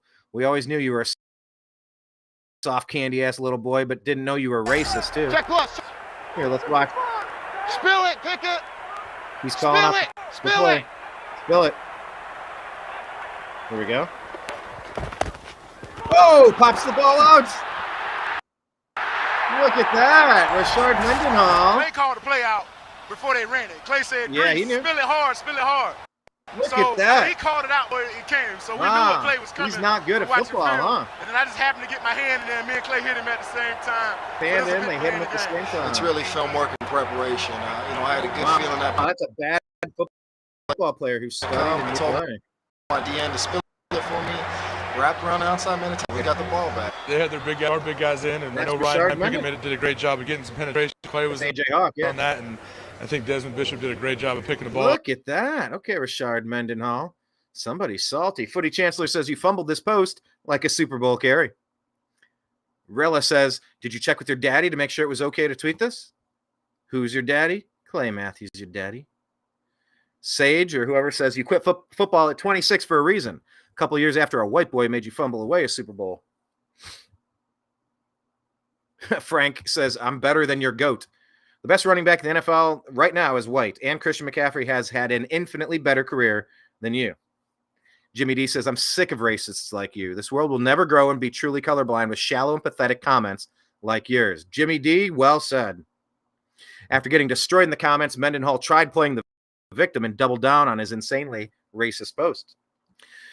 Mendenhall says, simply tired of being berated by people who aren't experts in D-game. Come on, man. We just pretend.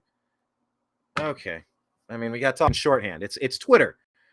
It's X. You only have so many characters. Finish the words, please. Simply tired of being berated by people who aren't experts in D-game. We just pretend like I'm the only athlete tired of fans talking trash. You upset over a single tweet. What about us? Like me or not, I'm great in football. This proves my point. You can't speak on ball alone. I don't think you can speak all alone. It's safe to say Mendenhall lacks any self-awareness and is completely blinded by his narcissism. Just imagine if a former white player had made a remotely similar comment. Yeah, that is the number one thing when anything is called racist. Replace the race with a different one and see if it sounds cringy. Replace the word whites with the Jews. Replace whites with the blacks. The whites, the blacks, the Asians. It kind of takes on a really gross tone. By the way, speaking of gross tone, I think we have Bountygate 2.0 rather. This will be my last topic of the day. Bountygate 2.0. You have the Steelers coach, Mike Tomlin. He now had a player suspended for a really dirty hit on Michael Pittman Jr. of the Indianapolis Colts, flying across the field trying to make a catch and just headhunting to blow up the neck and the helmet and the neck of this defenseless player. The NFL's put rules in place so that you can't attack defenseless players because you want to see the best athletes in the world for as long a career as possible. You look back a couple of games into the season, a very promising season for the Cleveland Browns, playing these dirty Pittsburgh Steelers. Nick Chubb, the best running back in the league. They said Christian McCaffrey. It's Nick Chubb, but, McCaffrey's great, but Nick Chubb is equally great. Chubb was being held by his knee, and he was being tackled. He was in a crowd. And the Steelers player came diving in, head down, not even looking at the play, right into the knee, took his helmet into the kneecap and bent it the opposite direction. I think he tore broke the kneecap and tore 2 or 3 tendons, ligaments in there. Completely destroyed his knee in a dirty ass play that he should. My claim is this: any game lost due to the action of a dirty play should result in that player being suspended for as long as it takes for the injured player to return.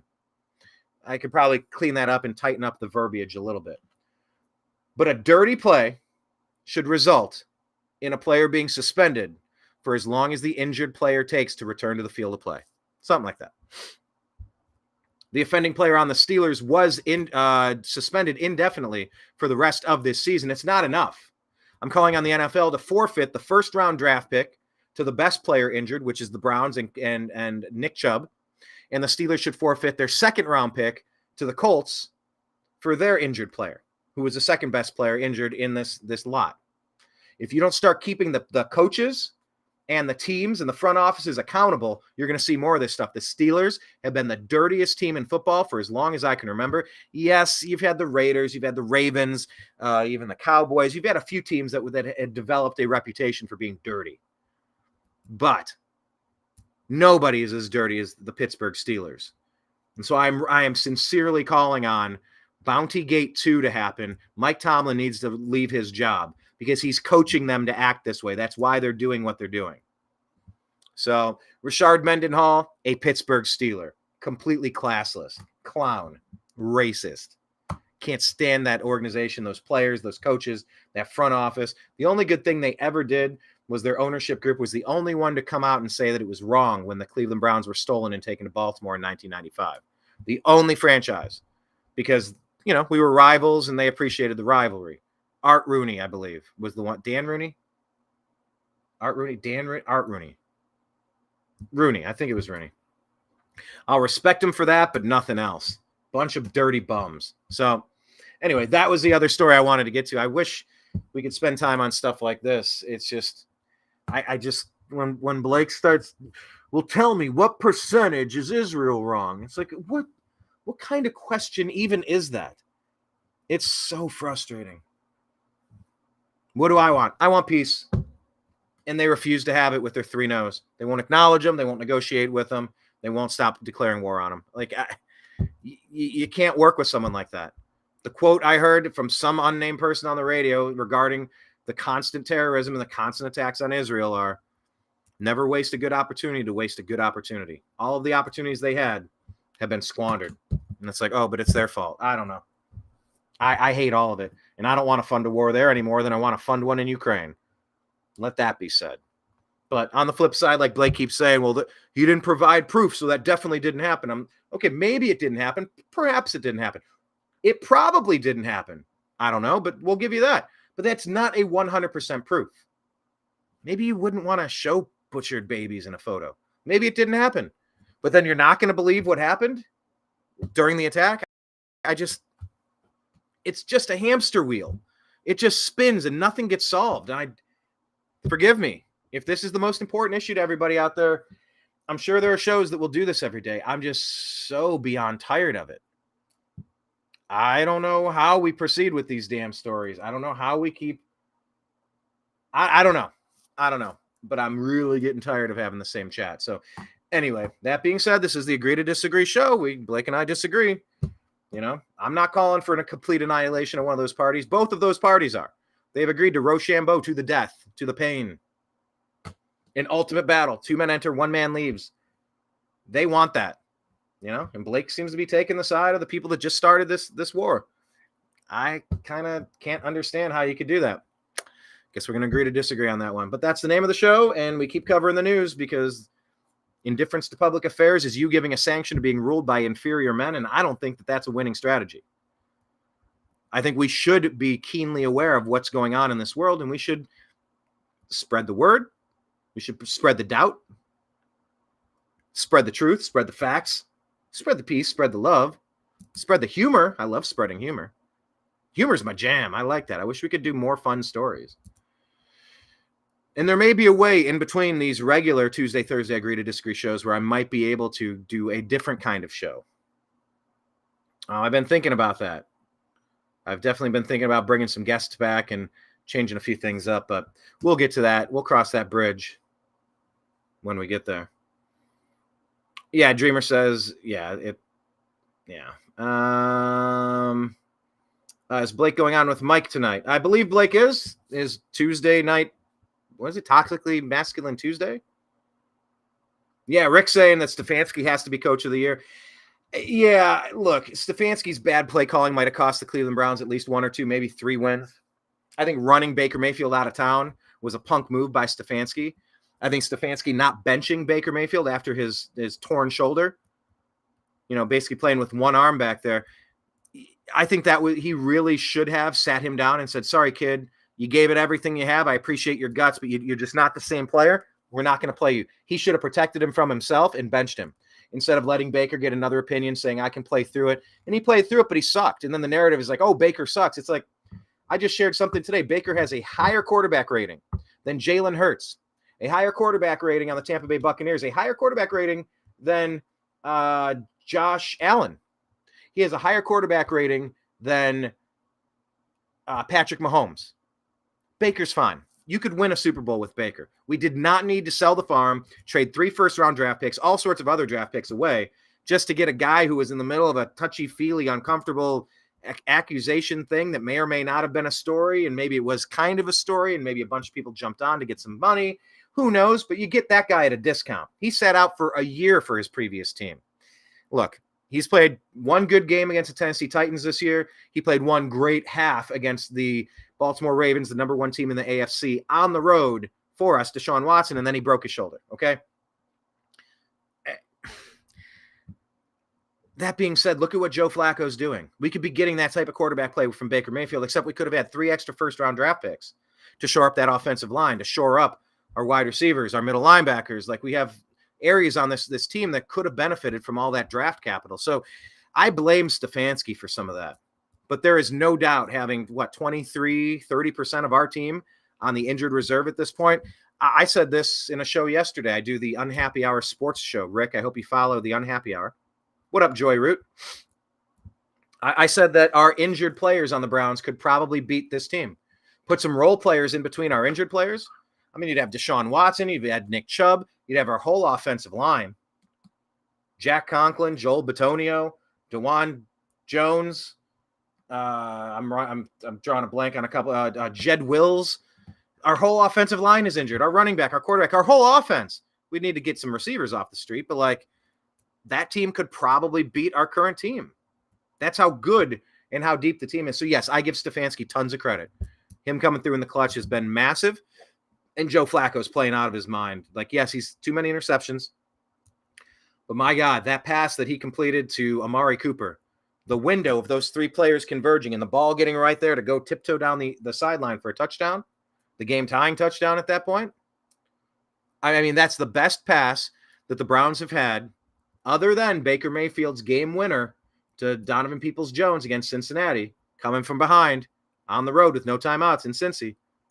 The 2 best throws the Browns have had at quarterback since 1999, since 96 when the team was stolen. So, yeah, Baker's good. You like Baker. I like Baker. All good points. Browns lost 2 offensive line. No. We Jed Wills, Jack Conklin, DeJuan Jones. Those are 3 of our 4 tackles, or 3 of our 2 tackles. And Joel Bitonio. I mean, center Posick has been injured. Yeah, Wyatt Teller's the only one, knock on wood. But yeah, we lost Chubb. We're on our 4th quarterback. Kudos to Stefanski. Yeah, Rick Norman, you got to follow my show. It's called the Unhappy Hour Sports Show. Go on YouTube, search the Unhappy Hour Sports Show and subscribe. It's a standalone channel. Also, I do put that content, I double it up and put it here on youtube.com/The New American Media. On Spotify, we have a podcast. It's the Agree to Disagree Show. Where are you from? Ohio. Joy. From Ohio. Born and raised. Went to the West Coast, and now I'm not in Ohio now, but I'm close. Yeah, on X, we are at the Unhappy Hour _. And the New American Media, we are at American_media_. Follow us in all those places. Instagram, follow us on Instagram. The Unhappy Hour or the Unhappy Hour Sports Show, I forget which one. And then the New American Media on Instagram. So these are things that we do on both sides. And on Rumble, the New American Media. Follow us on Rumble too. Yeah, Browns are an awesome story. The resiliency, the tenacity, the toughness, it's just unparalleled. Super big fan. I would love to win out. If we win 3 and Baltimore loses 2, I think that gets us the number 1 seed. Got to check. We got 3 games left. Anything could happen. But look, we got a really tough game on the road against Tennessee, against the Houston Texans. Did you see Houston playing the Tennessee this weekend? Tennessee had their throwback jerseys, and it was the Houston Oilers. So it was Houston versus Houston. It hurt my head to look at it on the screen. But I think C.J. Stroud might be back. And Houston, the Texans, they are vying for a playoff spot. And C.J. Stroud's a gamer. Don't put anything past him. So it'll be a tough game this week. But, we just got to show up. Our defense is leading the way. And we got the best punter in Corey Bojorquez. He bombed one 80 yards from his own end zone. From the goal line. Bombed it 80 yards. And our kicker he set a Browns record, Dustin Hopkins. Set a record for most field goals in a season and most 50-yard or more field goals in a season. So we got the best special teams in the league, the best defense in the league with the best defensive player on it, Myles Garrett. And we got Joe Flacco, who can put up points. Amari Cooper, who can make catches. David Njoku, who's coming into his own. Cedric Tillman. Yeah, see, like my passion for these stories are more... But the problem is we don't win every game, and when we can't get the win, I don't have a lot of wind in my sails to do content, do it with a smile, and do it with vigor. The news usually always sucks. I just kind of power through because I think it's important to call out trouble.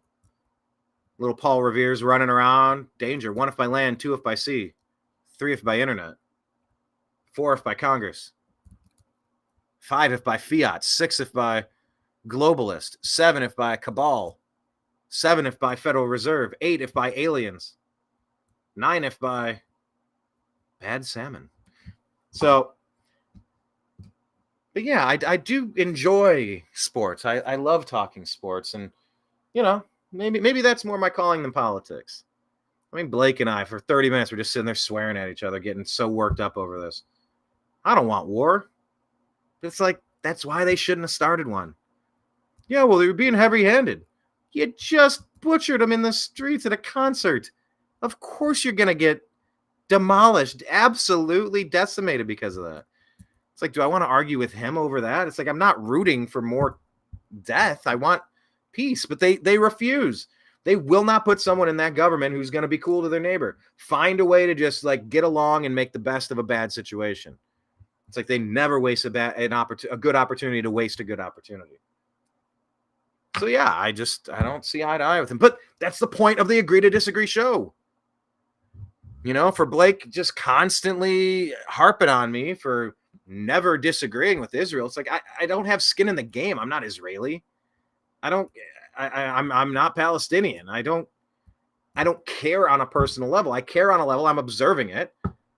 And I kind of call it as I see it. But like on Agree to Disagree, we're supposed to be able to have uncomfortable conversations. And it's not that I'm only putting one side on the show. I give Blake his 5 minutes hate. Is it 5 minutes or 3 minutes hate? I think it might be 3 minutes hate. 2 minutes hate. I always screw it up. It's the political purpose of the 2 minutes hate. That's where it allows the citizens of Oceania to vent their existential anguish and personal hatred toward the other. That's in George Orwell's 1984. But interestingly enough, they vent their anger at a film depicting Emmanuel Goldstein, who's the principal enemy of the state, and his followers. The Brotherhood, and they loudly voice their hatred for the enemy and then their love for Big Brother. Interesting that it's Goldstein who has the 2 minutes hate. But look, even though I get annoyed by Blake's questions, can you tell me, is it 3%? Will you tell me it's 1%? Israel at fault? Yes, Blake, every government has been at fault at some point to some percentage. Well, will you say it's 10%? Blake, I'm not in kindergarten. Don't talk to me like that. Not to recap this all again. I mean, we were all just there, but like, that's a bullshit question. How do you come up with it is like 21%. It's really like 62, 66. How about 66.6? Because they're really the devil. Okay. How about it's an unanswerable question. And when you're given the olive branch, when you're granted what you're asking for, yes, every country has done things that are deplorable. Yep, I haven't seen a single perfect country. And that's not good enough. Then what are we doing? We're just in the weeds bickering over bullshit. It's not productive. It's not moving the needle.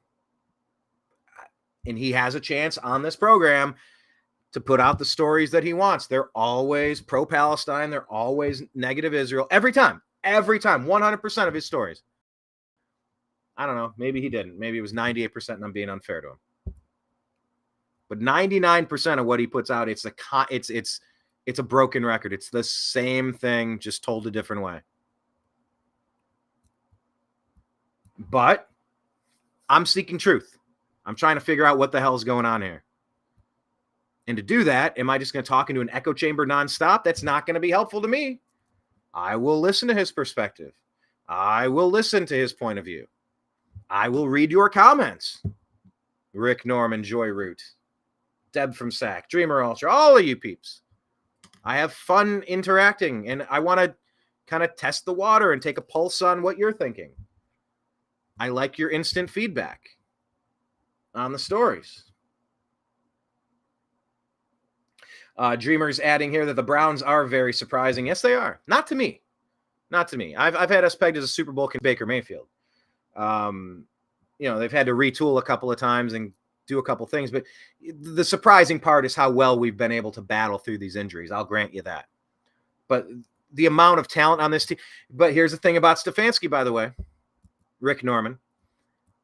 Kevin Stefanski's inability to fire Joe Woods 2 years ago cost us 2 years. We would have been in the playoffs 2 years in a row. This would have been the third. Actually, the fourth, because Baker, 2 years without him, and this year. That would have been 4 years in a row in the playoffs.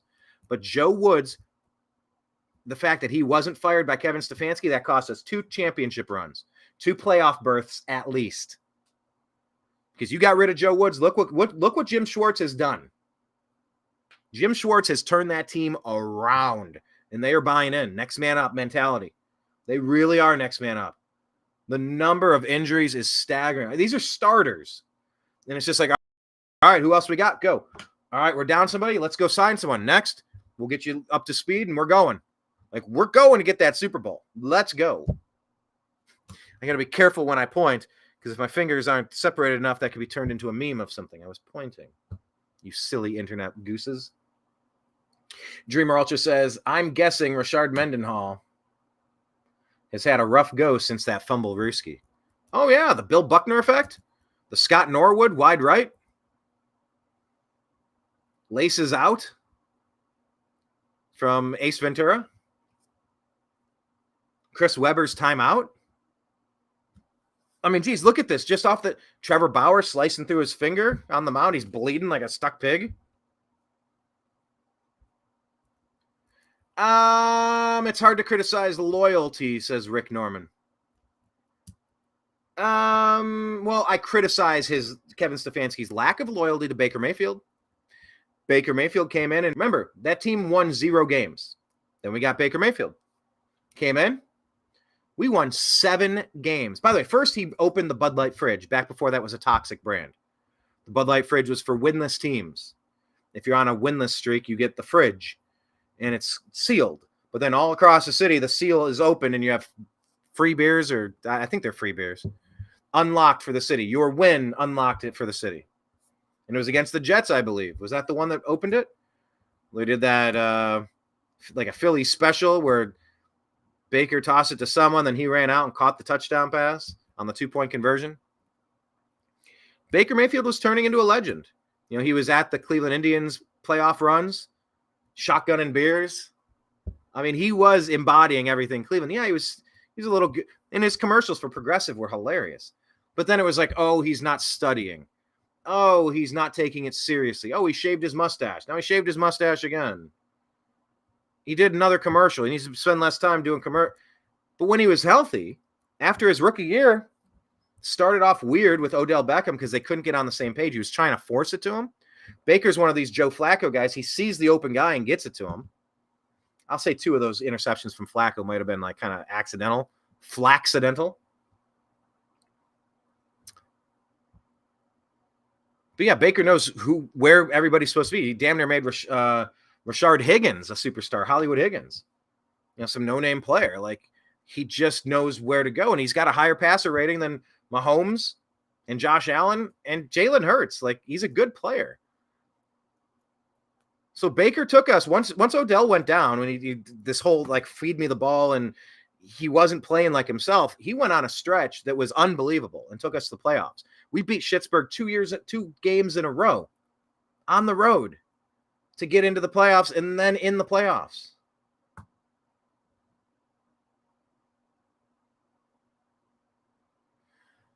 You know? Then the next year he injures his throwing shoulder, or his other shoulder in the second game. And he tried like hell. He played all season, but really Stefanski should have had some loyalty and said, look, I appreciate your guts, man. You'll take any pain pill, any shot, any injection. You're going to be out here, but like, you can't make the same plays. You can't roll out. You can't take a hit.